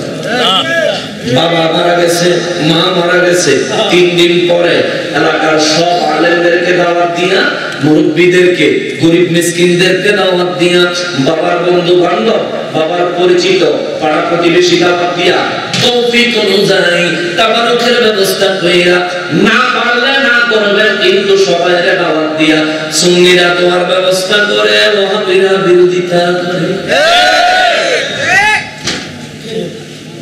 তাহলে ইবাদত বাড়ায় সুন্নিরা, ইবাদত কমায় ওয়াহাবিরা। ওয়াহাবি কারে কয় চিনেন, সুন্নি কারে কয় চিনেন? সুন্নিরা বলে ইবাদত বাড়াও, কেন না যত বেশি ইবাদত করে তত খুশি হয় কে? আল্লাহ। আর যত বেশি ইবাদত ছাড়ে তত খুশি হয় কে? আল্লাহ। তাহলে ইবাদত করার নির্দেশ দেয় কে? আল্লাহ। আর ইবাদত ছাড়ার নির্দেশ কার? আল্লাহ। সুন্নিরা আল্লাহ ওয়ালা, আল্লাহর হুকুম মানে, আর ওয়াহাবিরা শয়তান ওয়ালা, শয়তানের হুকুম বাস্তবায়ন করার জন্য মানুষের ইবাদতে উল্টা পাল্টা ফতোয়া দেয়, ঠিক কিনা বলে? সহজে ভাবিদের পরিচয়, একটা সহজ ভাষা আমার কাছে আর নাই, একদম বাংলা। সবে মেয়ারাজ আইলে সুন্নিরা কয় মসজিদে সারা রাত ইবাদত করবেন, ওয়াহাবিরা কয় বাড়ি থুইয়া ঘুমাইবেন। কইলিও তো বাড়ি থুইয়া ঘুমাইলে আল্লাহ মাফ করে দিব, ডিউটি না করলে বেতন দিব। দেয় দেয় দেয় বেতন, ডিউটি করলাম ওরা, ডিউটি করানোর পর বেতন দিয়ে দেয় 332 টাকা হয়েছে, আর 2 টাকা কম দিয়ে দেয়, ঠিক না? 2 টাকা তোমার 32 টাকা দেওয়ার কেন? না না, লয়ে যাও 30 টাকা দিয়ে যাও। তারপর অনেক সময় মাজা হান্নার দালা দিছে, আপনি 32 টাকা 35 টাকা 40 টাকা দিয়ে দেন না, দিয়ে দেন না, তুই তো সারে। তো মহাজন আবার চিন্তা করে, এটা যদি আসলে ভালো মানুষ কাজ যেটা করার, এটা যদি একটু ভালো করে করে থাকে, সুন্দর করে করে দেয়, ফিনিশিং হয়েছে, তোরে 32 টাকা ছাড়া 40 টাকা না, তোরে 50 টাকা দিলেও আমার লাভ, ঠিক নেই? কাম করলে নাকি হইয়া থাকলে, কম কাম করলে না হইয়া থাকলে। সবে বরাতের রাইতে, সবে মেরাজের রাইতে সুন্নিরা ইবাদত করে কেন? সুন্নিদের আশা আল্লাহর ইবাদত বিশেষ রাইতে করলে খুশি হয় কে? আল্লাহ। আল্লাহ খুশি হইব, খুশি হইয়া আমি নাইলে নিজের আমল দিয়া যে জান্নাত কামাই করতাম, আল্লাহ খুশি হইলে এর বড় জান্নাত আবার আল্লাহ দিবে, ঠিক না? আল্লাহ দিতে পারেনি, এর লাগি তো সুন্নিরা ইবাদত করে। আর মুমিনরা না, সবে বরাতের রাইতে আল্লাহ এটা দিয়েই বেটা কঠিন বেটা, সবে বরাতের রাইতে এমনি করে না সে জায়গা তাই বুঝা দিতে করে না। সবে বরাতের বর্ণনা সূরা দুখানে কোরআন শরীফের মধ্যে কোন আয়াতের কথা কইছে রে কাকু? মূল কথা হলো পড়ালেখা করা। ইবনে মাজাহ শরীফে নিসফে শাবান সবে বরাতের রাতের উপর একটা অধ্যায়ের হাদিস আছে, সুবহানাল্লাহ। তুমি পড়ালেখা করো না, তুমি জানো, তুমি যদি না জানো আমরা জিগে, আমি জানাবো, আন্দাজে গাদ্দারি করে না, তাহলে কিন্তু কিল করে পারা জিনিস না। এজন্য সাবধান করে দেয় কাকু, ভালো হইতে পয়সা লাগে না, ভালো হয়ে যাও, ভালো হয়ে যাও মুসলমান। খেয়াল করেন বাবা নিরানি, আল্লাহু আকবার। একটা বেজে গেছে, 2 মিনিট হয়ে গেছে, চলো চলো আর সুন্দর আমার গাড়ি যখন 20-25 কিলোমিটার দূরে হারাই দিয়ে গেছে, কি খবর? কি গাড়ি লোক গেছে নি গাড়ি আনতো বুঝলো এই সরকার দিয়ে দিল মাল না পাওয়া গাড়িটা কোনো রকম করে দিল, গাড়ি তো আমি তো টানতে পারবো না, আর মাল বুঝতেছে না। আচ্ছা ঠিক আছে, এর ব্যবস্থা করো। হুজুররা মনে করে খালি আইলে একটা আওয়াজ করে তুমি টেবিলে জায়গা, হুজুররা শান্তি নাই, বাবা শান্তি নাই। এই যে মহাবীরা করে 4টা 5টা বলে বিয়ে করছি, ওরে বাবা মা সাতটা বিয়া করলে খালি সারবো, বউরে তো সময় দিতে বউরে নিয়ে একটু কথাবার্তা বলতে হবে, একটু খাবার দাবার, একটু মহব্বতের ব্যাপার আছে না? এখানে আঙুল লেগে হুজুরা করে না। হুজুর থেকে হুজুরা কি কাঠের নিহি কাঠ মোল্লা তো অনেক সময় কাঠ দাবলা বানাচ্ছে হুজুরের জিফুত আল্লাহর রহমতে এমনি আম মানুষের জন্য হুজুরের জিফুত কম না বেশি? রহমত দেখে বলে ধনে নাইলে জনে, ঠিক কিনা বলেন? ধনের ধনী গরিব হয়, জনের ধনী গরিব হয় না, ঠিক কিনা বলেন? ধনের কাছে কাছে নাই চলে যাইতে পারে, কিন্তু জন সন্তান যদি আল্লাহ দেয়, এক আল্লাহ যদি লইয়া না যায়, তাহলে এটা আজীবন আছে, অমূল্য সম্পদ, ঠিক কিনা বলেন? তো এখন সাইডটা বিয়ে করলে সাইডের বউর তো সময় দাম লাগে। আমি যে একটা বউরের সময় দেওয়ার সময় নাই, আমার বাধার মাত্র সময় দেওয়া তো সরকি গেছি, একজনের তো সময় দেওয়ার সময় নাই। এই যে কত সুন্দর আরামের শীত রে, হ্যাঁ, এই শীতের সময় বাড়ি ঘরে থাকতে কত ভালো না, হ্যাঁ, অভিজ্ঞ মানুষ, এই যে দুই ভাষার দুই জন অভিজ্ঞ মানুষ আছে, বয়সে চালা আছে, এটা তোমরাও ভাইবা, তারা ভামায় অপেক্ষা করো। তবে তোমরা আবার বারোটা ভাইটা না হয়ে কলেজে গিয়ে হুন্ডা দিয়ে পুরো বেরিয়ে দিছে। আজকে কয় তারিখ? 1 তারিখ। কালকে কয় তারিখ? Happy new year. কেমন রেটিং এর তারিখ? আল্লাহ হেদায়েত দেখছেন এখন। আমি দেশে কি ডেঞ্জারাস অবস্থা চলতেছে, এটা কোনো ভাষায় বুঝাইতে পারতাম না। মুন্ডা চায় গাড়ি তুললেও কাটে চশমা চৌদি হয়ে যায়, কারণ সামনে দিয়ে যে মুন্ডা দিয়ে যায়, একটা এডিস আর একটা লেডিস, একটা আর একটা যে কি পরিমাণে দেন, কি যে অবস্থা, আলহামদুলিল্লাহ বাংলা রাস্তা থেকে বের করে, বাংলা রাস্তা থেকে বের করে। আর মাইয়া বলে এটা তো পিছনে বসে আল্লাহ খোদা এটা করতে না, আছে আল্লাহ জানে, এটা কোনো কারণ কোনো কিছু ঠিক নেই, জিদো না জিদো নাই। এটা একটা ভালো কথা বলছে, এই শীতের সময় রাইতে বেলা দেখবেন বাহ কি তেল কি চর্বি ঘুরতেছে, বাকি 3 দিন শীত পড়া নাই করে থাকো, আর বাপের ওষুধ কিনে আইনা খাওয়াইতে খাইতে বদলে দিয়েছি। আল্লাহ হেদায়েত করুন। এই যে জানুয়ারির 1 তারিখ নিউ ইয়ার, হ্যাঁ হ্যাপি নিউ ইয়ার, শুভ নববর্ষ উপলক্ষে আমরা মুসলমান, আমরা কোনো অশালীন কাজ করব না, করব না। আমার যুবক ভাইরা, তোমরা যদি এই প্রেম প্রীতি এই অবৈধ কাজ থেকে যদি নিজেকে বাঁচায় রাখো, তোমার জীবনে যেই মেয়েটা আল্লাহ দিবে তোমার জীবন সঙ্গিনী বানায়, তুমি যদি সৎ হও তারে সৎ পাইবা, তুমি চরিত্রবান হইলে তারে চরিত্রবান পাইবা, তুমি মা বাবার খেদমতগার হইলে তারেও তুমি খেদমতগার পাইবা। আর তুমি যদি দুষ্ট কোয়ালিটির হও তাহলে ওটাও দুষ্ট কোয়ালিটির পাইবা। শোনো, তুমি যদি 1 ডিগ্রি দুষ্ট হও, তুমি যারা বিয়ে করবা হ্যাঁ 3 ডিগ্রি দুষ্ট হও।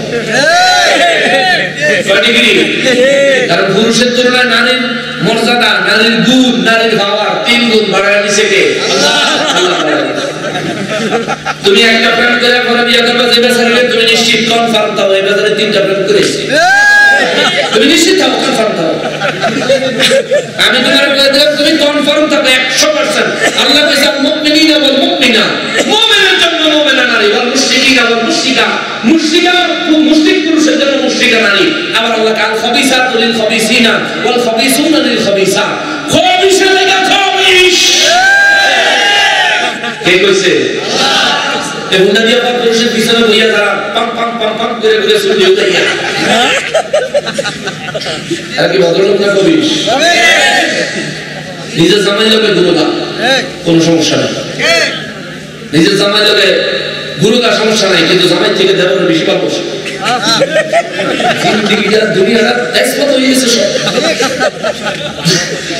দুনিয়াটা কি যে ফেস বসাইতে রয়েছে, কেমনে যে এটা শুধাবো এর ভিতরে হাবিব জালা ওরে প্রেম মিশে দর্শে গোধারে, ওরে কি করিব তারে মিশে পরাণ যায়, প্রেম মিশে পরাণ যায় রে, ওরে লাইলির প্রেমে পাগল গো হইয়া, মজনু গেল পাগল হইয়া রে, মিশে পরাণ যায়, প্রেম মিশে পরাণ যায় গো। আবার তাহিরি ভাই আবার সুন্দর কথা, আমার সুন্দর আচ্ছা পাইছে না, হেমি ওটা ভালো পারে, ঠিক না? আমার যুবক ভাইরা এগুলি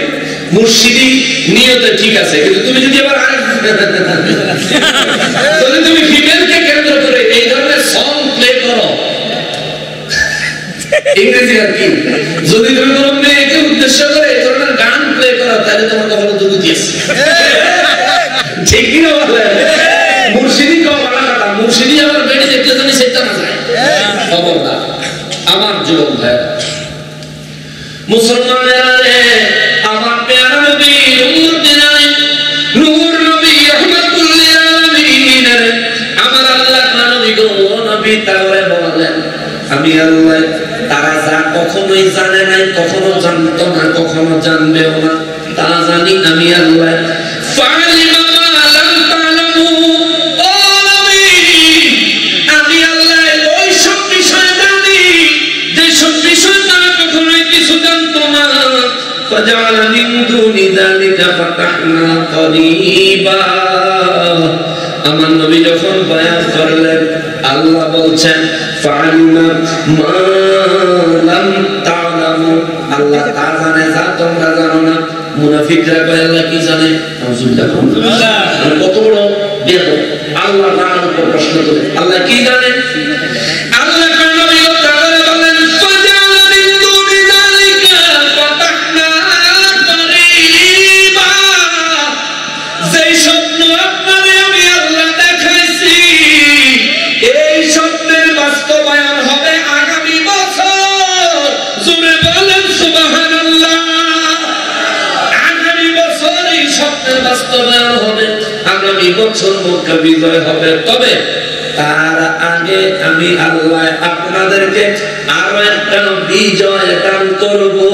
জোরে বলেন সুবহানাল্লাহ।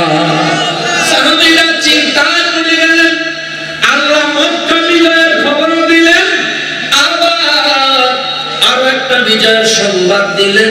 ইতিহাস সাক্ষী দেয় মক্কা বিজয়ের আগে আগে খয়বরের যুদ্ধ হয়ে, খয়বরের যুদ্ধে মুসলমান বিজয় অর্জন করেছে। সেখানে চিৎকার দিয়া দিয়া আল্লাহু আকবার আল্লাহু আকবার ধ্বনি দিয়া বলেছে, আল্লাহ বলেছেন আমাদেরকে বিজয় দিবেন। আলহামদুলিল্লাহ, আমরা বিজয় পেয়েছি। আমাদের এই বিজয় আমাদের জন্য নয়, এই বিজয় হলো আমার আল্লাহর জন্য। জোরে বলেন সুবহানাল্লাহ। এখন মক্কা বিজয় হলো মুসলমানের প্রিয় নবী রহমাতুল লিল আলামিনের আমার আল্লাহ আমার নূর নবীর পরিচয় দিচ্ছেন। আর অনেক সময় লাগবে, আপনাদের ধৈর্য গুণী। কষ্ট তো একটু কষ্ট হইলেও হাসরের ময়দানে যদি উঠবেন, আল্লাহরে বলতে পারবেন আল্লাহ কষ্ট হয়েছে, শীতের পানি উপরে ট্যাপটা পাইয়া পড়ছে, নকশবন্দি হুজুর 1 ঘন্টা লেট করে আসছে, তবু বই আসছিলাম, শেষ পর্যন্ত বলছে গেছিলাম। জীবনের কিছু যদি কবুল না হয়, দেখেন না খাতাটা দেখতে বলে একটু পছন্দ হয়নি, বলে তো সাপ করে দেন না, তখন আল্লাহ দেখতো আসলে কি এই ধরনের ঘটনা জি আল্লাহ জলিলপুর ঈদগাহ মাঠে দেখা যাচ্ছে ওইটাতে বই দিছে, গানের মধ্যে মাফলার বাদ্যা বই দিছে, কানের মধ্যে মাফলার বাদ্যা বই দিছে, জ্যাকেটের টুপি মাথার দিয়া। আবার অনেকের আছে কান কিছু দিয়া বান ধরে আরামসে বই আছে, এই দেখেন বই আছে, কষ্ট হয়েছে, কান শীতে কাঁপছে, জুম করে ঠাইসা করেছে, নিচে ব্লক আছিল। এই যে আল্লাহ আমার আমাদের লেখা আছে, আল্লাহ তাই নিয়ে তো ঠিকই আছে। এই তুমি এক কাম করো, এদিকটা যাবে না, এখানকার রাস্তা আছে ছোটখাটো সিএম এখানটা যাওয়া কারণে কিছু কইও না। জোরে বলেন সুবহানাল্লাহ। আল্লাহ তাআলা আপনার মুসাফিরকে দেবে, মুসাফিরকে আপনি কই যাবেন? হ্যাঁ, আপনি তো অবস্থা হয় না যে আপনি এদিকে যাবেন, আপনি এদিকে যাইতেছেন, আল্লাহ আপনার মাফ করে দিয়েছে। তখন মুসাফির উম্মতরা কইব, কই দেখছেন ওনারা আল্লাহ মাফ করে দিয়েছে, আপনি আমাকে কথা কর না কেন? মুসাফির কই কেডা কেডা আমি, হ্যাঁ শুরু করা মুহাম্মদ সাল্লাল্লাহু আলাইহি সাল্লামের কাছে যাও, উনি যদি কয় তাইলে কাম হইব, না আজকে আমারও কোনো কারবার নাই। জোরে কোন না সুবহানাল্লাহ। দেখেন আমার রাসূল পাকের মর্যাদা বোঝার জন্য এটা একটা বিষয়। হাসরের ময়দানে মুসা নবী, নবী সব নবীরা নবী, তাদের হাসরের ময়দানে কোনো পাওয়ার নাই। আমার নবী যে নবী হাসরের ময়দানে পরিপূর্ণ পাওয়ার খাটাবে। জোরে কোন না সুবহানাল্লাহ। সব নবীদের রিসালাত হাসরের ময়দানে বন্ধ, আমার নবীর রিসালাত হাসরের ময়দানে চলবে। সুবহানাল্লাহ। এইজন্য মুসা নবীর কাছে, ঈসা নবীর কাছে, আদম নবীর কাছে, ইব্রাহিম নবীর কাছে মানুষ যাইবো, আল্লাহ দয়া করে আমরা একটু আমাকে মাফ করে দিত, এটা কইেন না, খালি কোন আল্লাহ জানে বিচারটা শুরু করে। কারণ মাথার অর্ধহাত করে সূর্য মাথার মগজগুলি টকবক টকবক করে উঠতেছে, গান বেয়ে পড়তেছে। আমার নবীজি হাদিসে মুবারকে বলেন কিছু মানুষের কান পর্যন্ত মানুষের শরীরে ঘাম হইল, এই গানের মধ্যে সাঁতার কাটবা হাবুডুবু খাইব। মানুষ এই যন্ত্রণা সহ্য করতে না পারে আদম নবীর কাছে যায়, দয়া করে আল্লাহ রাখুন খালি বিচারটা শুরু করুন। জান্নাতে দিল দিয়া জাহান্নামে দিল দিয়া, কিন্তু হাসরের ময়দানে কষ্ট আর সহ্য হয় না। মনে বুঝছে কি জাহান্নামে গেলে বুঝে একটা শান্তি।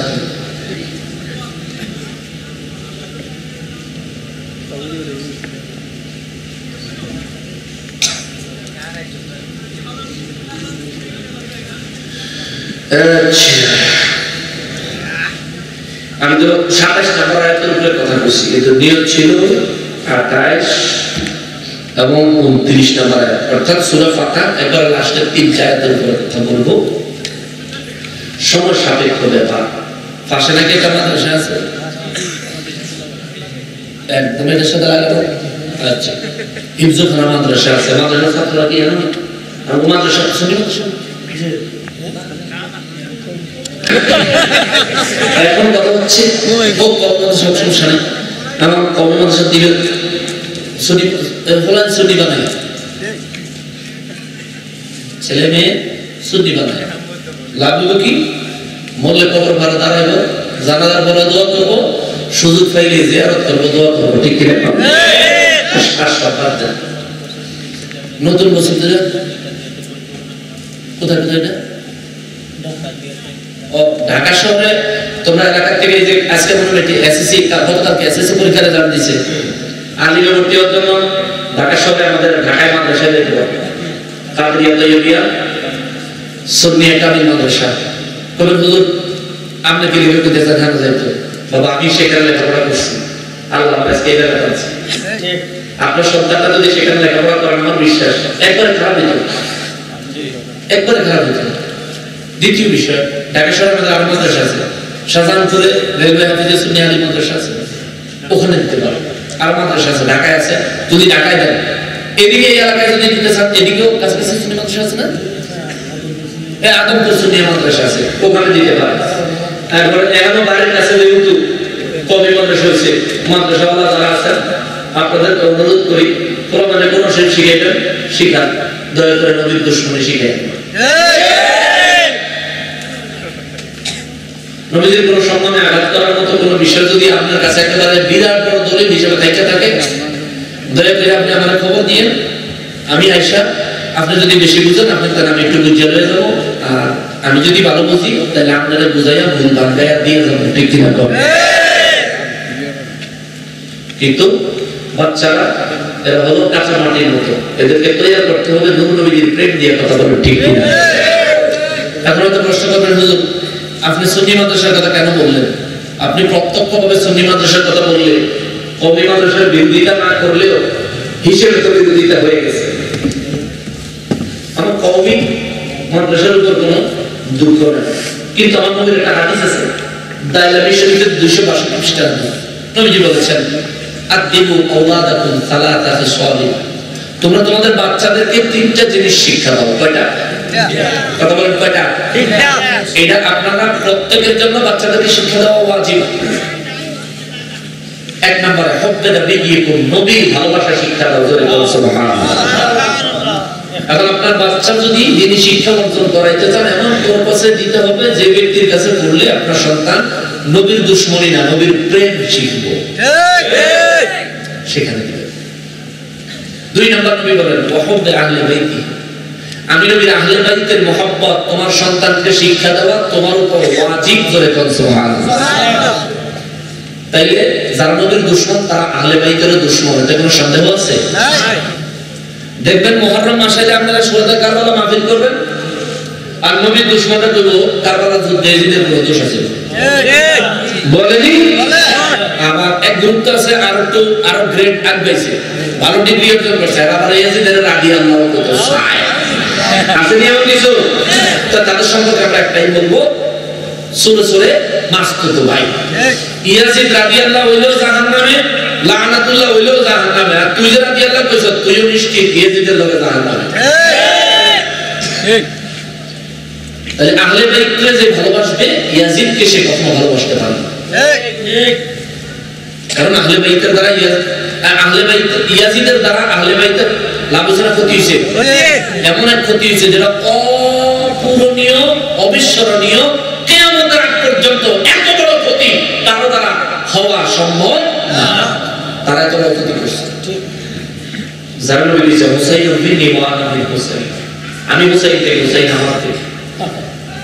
সেই হুসাইন রাদিয়াল্লাহু তাআলা জুতা মুবারক সোনার বাংলার মানুষ পাইলে এই জুতা মাথায় লইয়া মুখে চুমু দিয়া বুকে লাগাইতো, চোখে লাগাইতো, ঠিক কিনা বলে।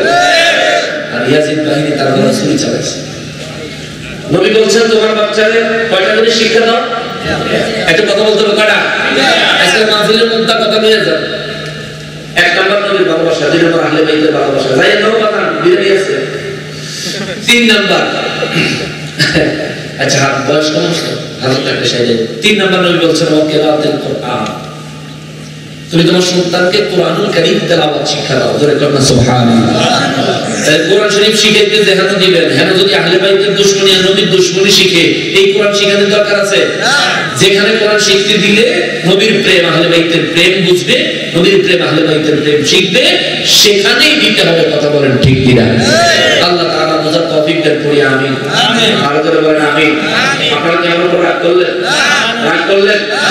এখানে আপনার বাচ্চা যদি দিতে চান দিবেন, হুজুরকে বলে দিবেন হুজুর আমার বাচ্চারে শুধুমাত্র কোরআন শরীফ পড়াইবেন। নবী এবং আহলে বাইত রাসূল সাল্লাল্লাহু আলাইহি ওয়াসাল্লাম সম্পর্কে মুহাব্বতের কিছু কথা যদি শিখাইতে পারেন শিখাইবেন। অন্যথায় আহলে সুন্নাত ওয়াল জামাতের আকীদা বিদ্বেষী, নবীর দুশমনী, আহলে বাইতের দুশমনীর কোনো কিছু আমার সন্তানকে আপনি শিখাবেন না, বলে দিবেন। আর হুজুর যিনি শিখাবেন উনি যদি নবী প্রেমিক হয় তাহলে তার কোনো কথা নেই। আর যদি অন্যরকম হয় তাহলে এটা বলে দিবেন যে আপনার কাছে দিছি শুধু কোরআন শরীফ শিখাইবেন, শুধু কোরআন শরীফ শিখাইবেন। যদি হুয়াল্লাযী আরসালা রাসূলাহু বিল হুদা ওয়া দীনিল হক লিইয়ুযহিরাহু আলা দীনি কুল্লিহি ওয়া কাফা বিল্লাহি শাহীদা। সুবহানাল্লাহ। আমার নবীর সব পাওয়ারের সাক্ষী আল্লাহ নিজে হইছে। সুবহানাল্লাহ। একটা একটা করে আল্লাহ ওয়া কাফা বিল্লাহি শাহীদা। আল্লাহ আমি ওই নবীর সবকিছুর সাক্ষী, এবং এমন এক সাক্ষী আমি একাই রাসূলের পাকের সবকিছুর পক্ষে সাক্ষী হিসেবে কাফি, যথেষ্ট। সুবহানাল্লাহ। এটা সুন্দর আলোচনা আছে, সামনের দিকে আলোচনা আছে, আজকে আর বলবো না ইনশাআল্লাহ। আজিজ আগামী কালকে মাহফিল হবে ইয়েতে।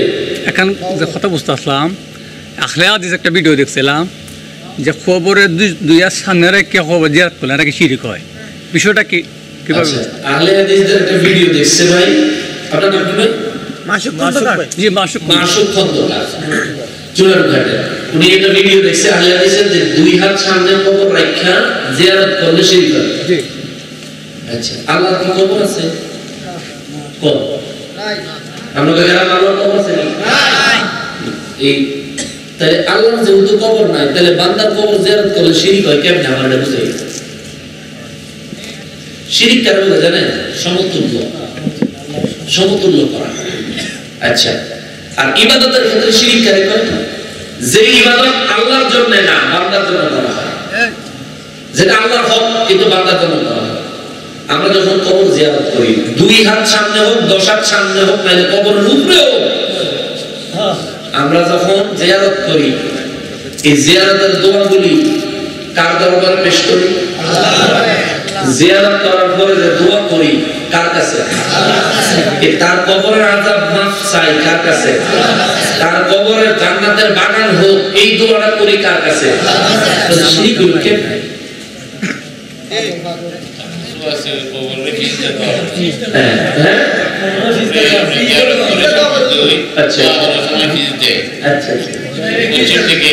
মাশাআল্লাহ মারহাবা। ওনাদের কাছে আমার একটা প্রশ্ন। রব্বুল আলামিন আমার প্রিয় নবী রাহমাতুল লিল আলামিন আসরের নামাজে দাঁড়াইছেন। কোন নামাজে?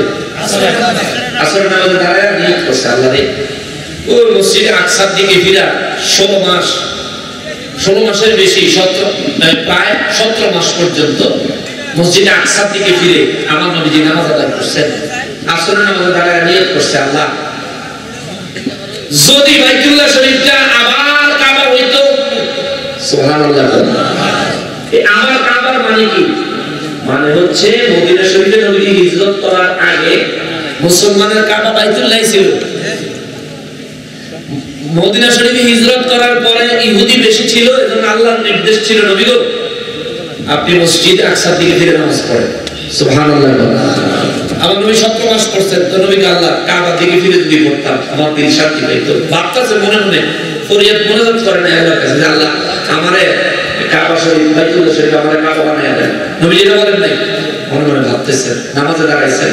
আমরা নামাজে দাঁড়াইলে অনেক কিছু চিন্তা করি না, আমরা যুবক পরিমাণে চিন্তা করে মোবাইলে টিয়া পড়লাম তো এমবি নেই, ঢাকাতে ফোন করলাম ইমোতে খাইবো না, এগুলি চিন্তা করে। আর যারা সংসারী আছে যারা চিন্তা করে বাজার দেখেছিলাম 17 টাকার মুন্ডা আর 30 টাকার সরা কুসুমুখী আর 300 টাকার মাছ, হ্যাঁ 350 টাকা তো দেখো 3 টাকা কম আছে, আর 150 টাকা দিলে 500 টাকার নোটটা নামা যায় না। এই ধরনের বিভিন্ন রকম চিন্তা ভাবনা আমরা করি। নবীজি আমাদের ভাবলেন আবার যদি বাইতুল্লাহ শরীফটা আল্লাহ কাবা করে দিত। 2 রাকাত নামাজ আদায় করছেন, আসরের নামাজ আরো 2 রাকাতে দাঁড়াবেন। আল্লাহকে হুজুর, ও হুজুর ফালা মুওয়াল্লিয়ান্নাকা কিবলাতান তারদাহা, যেই জায়গায় কিবলা করলে আপনি খুশি হইবেন ওই দিকে ফিরে যান। নামাজের ভিতরে না নামাজের শেষে নামাজের ভিতরে করাকাট করছে। আমরা যদি নামাজ 2 রাকাত পড়ে আরেক দিকে ঘোরা শুরু করি মাঝে কি ভিতরে করতেছে।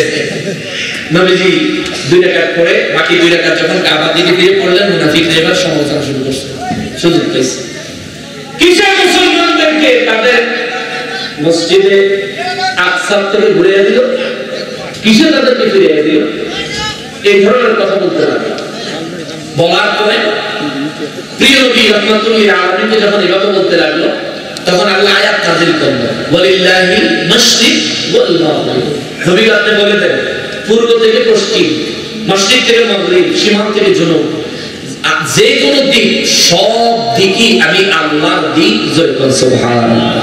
এই আয়াত নাযিল হওয়ার কারণে আমরা যখন যানবাহনে থাকি, গাড়িতে নামাজের সময় হইছে, ওযু থাকলে গাড়ি যেদিকে যাচ্ছে আপনি গাড়ির সিটেই নামাজের নিয়ত করে নামাজ পড়তে পারবেন। কেননা তখন কিবলা নির্ধারণ করা জরুরি নয়, যদি কিবলা নির্ধারণ করা না যায়। যদি কিবলা নির্ধারণ করা যায়, সেদিকে ঘুরে নামাজ পড়া যায়, সেদিকে ঘুরে নামাজ পড়বেন, কিবলা নির্ধারণ করবেন। যদি কিবলা নির্ধারণ করা সম্ভব না হয়, কিংবা নির্ধারণ করছেন ওদিকে ঘুরে সম্ভব না হয়, তাহলে আপনি যে অবস্থায় আছেন ওই অবস্থায় নামাজের নিয়ত করবেন। আল্লাহ বলছেন সব দিক আমার। কিবলা মানে কাবা জরুরি নয়, কিবলা মানে হচ্ছে আমি আল্লাহর দিকে মুখ ঘুরিয়ে নেওয়া। জয় করুন সুবহানাল্লাহ। তাইলে নামাজ হই যদি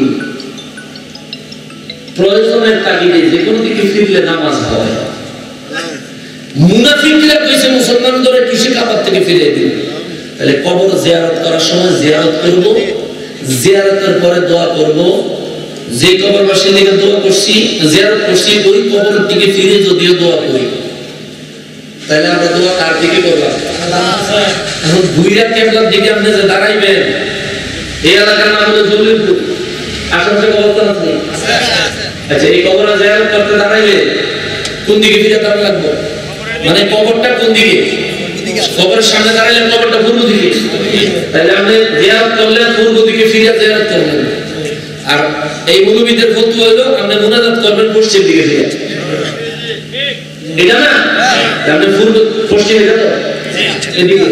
আচ্ছা, আপনি পূর্ব দিকে জিয়ারত করবেন, পশ্চিম দিকে মুনাজাত করবেন।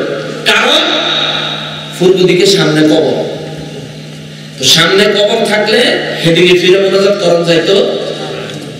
কথা বলেন, মুনাজাত করা যাইতো। এটা আহলে হাদিসের মত।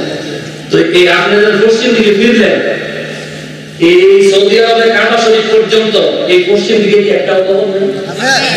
কথা বলেন, একটাও কবর নাই। তো সামনে দাঁড়িয়ে জিয়ারত করলাম, এদিকে ফিরে আল্লাহর কাছে দোয়া করলে যদি না যায় হয়, তো বাইতুল্লাহ শরীফ পর্যন্ত কি আমরা দুনিয়ার কবর হেঁটে কিনব?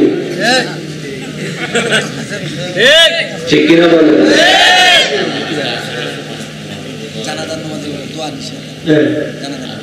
আসরের নামাজ ইমাম সাহেব দোয়া করবেন উত্তর পূর্ব কর্ণামুখী হয়ে। এটা সুন্নাত, পশ্চিম দিকে ফিরেও করতে পারে না, জায়েজ না, তবে সুন্নাতের খেলাফ। যেহেতু নবীজি এদিকে ফিরে বসছেন, সাহাবায়ে কেরাম এদিকে ফিরে দোয়া করছেন, অতএব এদিকে ফিরে দোয়া করবেন। এখন তারা এইভাবে দোয়ার বিরুদ্ধে, মূল কথা হচ্ছে দোয়ার ভিতরে একটা ভবিষ্যতের কথা আপনাদেরকে বলে দিই। এখন যদি আপনি বলেন হাদিসও আছে, তখনই দেখবেন সাধারণ হোক আর আলেম হোক কইব জাল হাদিস, কইব জয়ীফ হাদিস, কইব দুর্বল হাদিস, গরীব হাদিস, এরকম কিছু কথা দেখবেন সাধারণ বাংলা পড়েন মানুষ বলে। এমন দিন আসতেছে যদি হায়াত পাশে দেখবেন বলবো যে কোরআন শরীফের মধ্যে দুর্বল আছে। এই কোরআন শরীফকে দুর্বল, কোরআন শরীফের উপর মানুষের সন্দেহ তৈরি করার জন্য এই বেয়াদবগুলি কাজ করতেছে। এই জন্য তারা বলে আমার নবীজি দোষী গুণে মানুষ। নবীজিকে যদি দোষী প্রমাণ করতে পারে, আমার মতন সাধারণ মানুষ প্রমাণ করতে পারে, তাহলে আমার দ্বারা ভুল হয় প্রমাণ করতে পারবে নবীর দ্বারা ভুল হয়েছে। আর যে নবী ভুল করছে ওই নবীর বয়ানে কোরআন শরীফ ছাপা হয়েছে, তাহলে তো এই কোরআন শরীফে ভুল থাকতেই পারে। জোরে করনা নাউজুবিল্লাহ। এই ধরনের কনসেপ্ট আপনাদের সামনে তুলে ধরার নিয়তে ইহুদিদের দেওয়া টাকায় বাংলাদেশে সালাফি ওয়াহাবিরা কাজ করে যাচ্ছে। তবে শাহজালালের সৈনিক এদেশে যতদিন জিন্দা আছে তোমাদের নিয়ত কখনো সাকসেস হবে না, ঠিক কিনা বলেন? কখনো তোমরা সাকসেস হবে না। অতএব বাবা, মাদ্রাসায় সন্তানাদি পড়াইয়েন। আমরা তো ঘরের মধ্যে কোনটা লেগা হইলে দুল্লা হইলে টেরা হইলে ঠিক মতন কথা বলতে পারে না, লেলায় দাঁড়ায় কাজুর পরে জোর পরে হেডি নিয়ে মাদ্রাসা দিয়ে যেটি বালা মেধা বালা হেডি নিয়ে যে স্কুল কলেজে ভার্সিটি কম্পিউটার ইঞ্জিনিয়ারিং। আচ্ছা ইঞ্জিনিয়ার করেন না, সমস্যা নেই। মাদ্রাসায় আপনার একটা ভালো ছেলে পড়া, একটা ভালো ছেলে পড়া, যেটা ভালো আলেম হইল, এটা আমার মা বাপে আমি গুনাহগারের পড়ালেখা করাইছে। যতদিন বাচ্চা থাকবো, দুর্নাম হোক বা সুনাম হোক, ইনশাআল্লাহ নবীর প্রেমের খেদমতের কারণে, আল্লাহর দ্বীনের খেদমতের কারণে পৃথিবী যেই জায়গায় বাঙালি মুসলমান আছে সে আমার চিনবে। আমার লেগে দোয়া করবো। আমার বাপ মায়ের মারা গেলে আমি তার লেগে যেখানে যাবো সেখানে দোয়া করবো, ঠিক কিনা? তাদের জন্য দোয়া হয়। আমার বাপ মায়ের জিন্দেগি ধন্য হয়ে গেছে বাবা, আপনারও জিন্দেগি ধন্য হয়ে যেতে পারে। নিজে আলেম হতে পারেন নাই, একটা সন্তান পান। আমরা মুসলমান হিসেবে আমাদের প্রত্যেকটা সন্তান আলেম বানানো উচিত। তবে হুজুর তাইলে ইঞ্জিনিয়ার এগুলি বানাবো না, বানাইবেন। যারা মাদ্রাসায় পড়ে তারা কলেজে ভার্সিটিতে পরীক্ষা দিতেছে না, ভালো ভালো আলেম হইতেছে, ভালো ইঞ্জিনিয়ার হইতেছে। আমরা এই আজকে আসার সময় রাস্তায় যে পুলিশগুলো 2 ঘন্টা সোয়া 2 ঘন্টার মতো সময় আমাদের সাথে দাঁড়ায় রইল, নিশ্চয় এদের পরিবারে ধর্মচর্চা হয়, নিশ্চয় এদের মধ্যেও ধার্মিকতার বিষয় আছে বিদায়। আমার দেখা মাত্র আমার তারা ফেস দেখে চিনে নেয়, আমার নাম জিজ্ঞেস করছে, নাম বলার পরেও তারা চিনে নেয়। তারা যেভাবে থাকে না চিনারি কথা, ডিউটিতে থাকে, সবসময় ব্যস্ত থাকে, চিনে নাই। তবু ওই মানুষগুলো সোয়া 2 ঘন্টা ওখানে দাঁড়ায় রয়েছে। বুঝছি এই মানুষগুলোর পরিবারে ধর্মচর্চা হয়, ইসলামের চর্চা হয়, নবীর প্রেমের চর্চা হয়, যার কারণে তারা ইচ্ছা করলে চলে যেতে পারতো, চলে না যায় একজন মানুষ হিসেবে যেমন, দেশের নাগরিক হিসেবে যেমন, একজন আলেম হিসেবে তারা আরো গুরুত্ব দিয়া শেষ পর্যন্ত সময় থাকছে। এবং লাস্টে যাওয়ার আগে করে যাওয়ার আগে বারবার আমাদের বলেছে, হুজুর কিছু মনে করেন না, হুজুর আর কি করতে পারি, হুজুর আমাদের তো এই টহল ডিউটি, কারণ রাস্তাঘাটে দুর্ঘটনা হয়, ডাকাতি হয়, টহল ডিউটি। আমরা এখানে অনেকক্ষণ ধরে দাঁড়িয়েছি, হুজুর আমরা ডিউটিতে না গেলে সমস্যা হবে, স্যাররা আবার রাস্তায় আছে অপেক্ষা করতেছে, হুজুর আর কি করতে পারি। বারবার মানে উনি যে চাচ্ছে থাকতে, এটা বুঝতে পারতেছি, কিন্তু পরিস্থিতির কারণে থাকতে পারতেছে না। নবীর প্রেম, দ্বীনে ইসলামের প্রেম অন্তরে না থাকলে এমনটা সম্ভব না, ঠিক কিনা বলেন? আপনার সন্তান মাদ্রাসায় পড়ান, পুলিশ হইব, আর্মি হইব, র্যাব হইব, সরকারি ব্রিগেডিয়ার অফিসার হবে, আপনার সন্তান কোনোদিন ঘুষ খাবে না, আপনার সন্তান কোনোদিন কারো উপর জুলুম করবে না। মাদ্রাসায় পড়াইব, মাদ্রাসায় পড়াইব, দেখবেন ইনশাআল্লাহ, ইনশাআল্লাহ দুনিয়া আখিরাতে বরকত দিব কি? মাদ্রাসা যারা পড়ায়, শিক্ষকতা যারা করে, যে আমরা হুজুররা, আমার সরকারি চাকরি নেই, আমি সরকারি চাকরি বইও নাই, আমি মাস্টার্স পাস একটা মানুষ, আমি কামেল পাস, মোহাম্মদ কাদরিয়া ইলিয়া মাদ্রাসা থেকে। কামেলের মান masters, MA, masters of art, M এর মান। আমি ইচ্ছা করলে সরকারি যে কোনো চাকরির জন্য অ্যাপ্লাই করতে পারি। আমার সার্টিফিকেটের রেজাল্ট আলহামদুলিল্লাহ যথেষ্ট ভালো। বলবো না আমি নিজের অহংকার হয়ে যাবে, এজন্য বলবো না। আমার রেজাল্ট আলহামদুলিল্লাহ যথেষ্ট ভালো। আমার অত্যন্ত ভারী সার্টিফিকেট। আমি যে কোরআন হাদিসের কথা কইয়া সারা দেশে চ্যালেঞ্জ করে কথা বলি, আমার মনে হয় জ্ঞানী হইলে একটু হলেও আন্দাজ করতে পারবে। যে হেতে মাস্টার্স পাস করলে লেখাপড়া করে করছে, আমি হাদিসের উপর মাস্টার্স করছি। যে কোনো সরকারি চাকরির জন্য আমি অ্যাপ্লাই করতে পারি। আমি করতে পারতেছি না এই সুনিয়তের খেদমতের কারণে। রাত ধরে মাথায় দিকে আসলাম, সকালে গিয়ে যদি একটা শিক্ষকতা করি মাদ্রাসায় কিংবা একটা অফিস করি, আমার পক্ষে সম্ভব হয়ে ওঠে না। এই যে এখন এখান থেকে আজকে যাইতে পারি না, পারি স্টেশন নাই, আর যাইতে পারলো ওটা সকালে 9টা-10টা বেজে যাবে। এই জন্য আমি নিই না। বাবা আপনার সন্তানটা আলেম বানান, আলেম বানাইলে কাজ দিবে, আলেম বানাইলে কাজ দিবে। মরার পরে আপনার সন্তান আলেম না বললেও আল্লাহর কাছে বলতে পারবেন, আল্লাহ আমি চেষ্টা করছি তারা আলেম বানাইতে, তার নসিবে নাই বা তার কারণে হয় নাই। আল্লাহ আমি তো বাপ হিসেবে আমার নিয়ত তো গলতি ছিল না। আপনার নিয়ত সহি থাকলে হাসরের ময়দানে আপনার সাথে আলেম না হলেও আল্লাহ আপনার আলেমের পিতা মাতা হিসেবে সম্মানিত করবে। আল্লাহ তাআলা আমাদের সন্তানদেরকে আলিম বানানোর তৌফিক দান করেন। আর যদি বলেন আমিন। ওয়া মা তৌফিক ইল্লা বিল্লাহ। শুনুন নবীজি দাঁড়াইয়া সালাম দেই, ইয়া নবী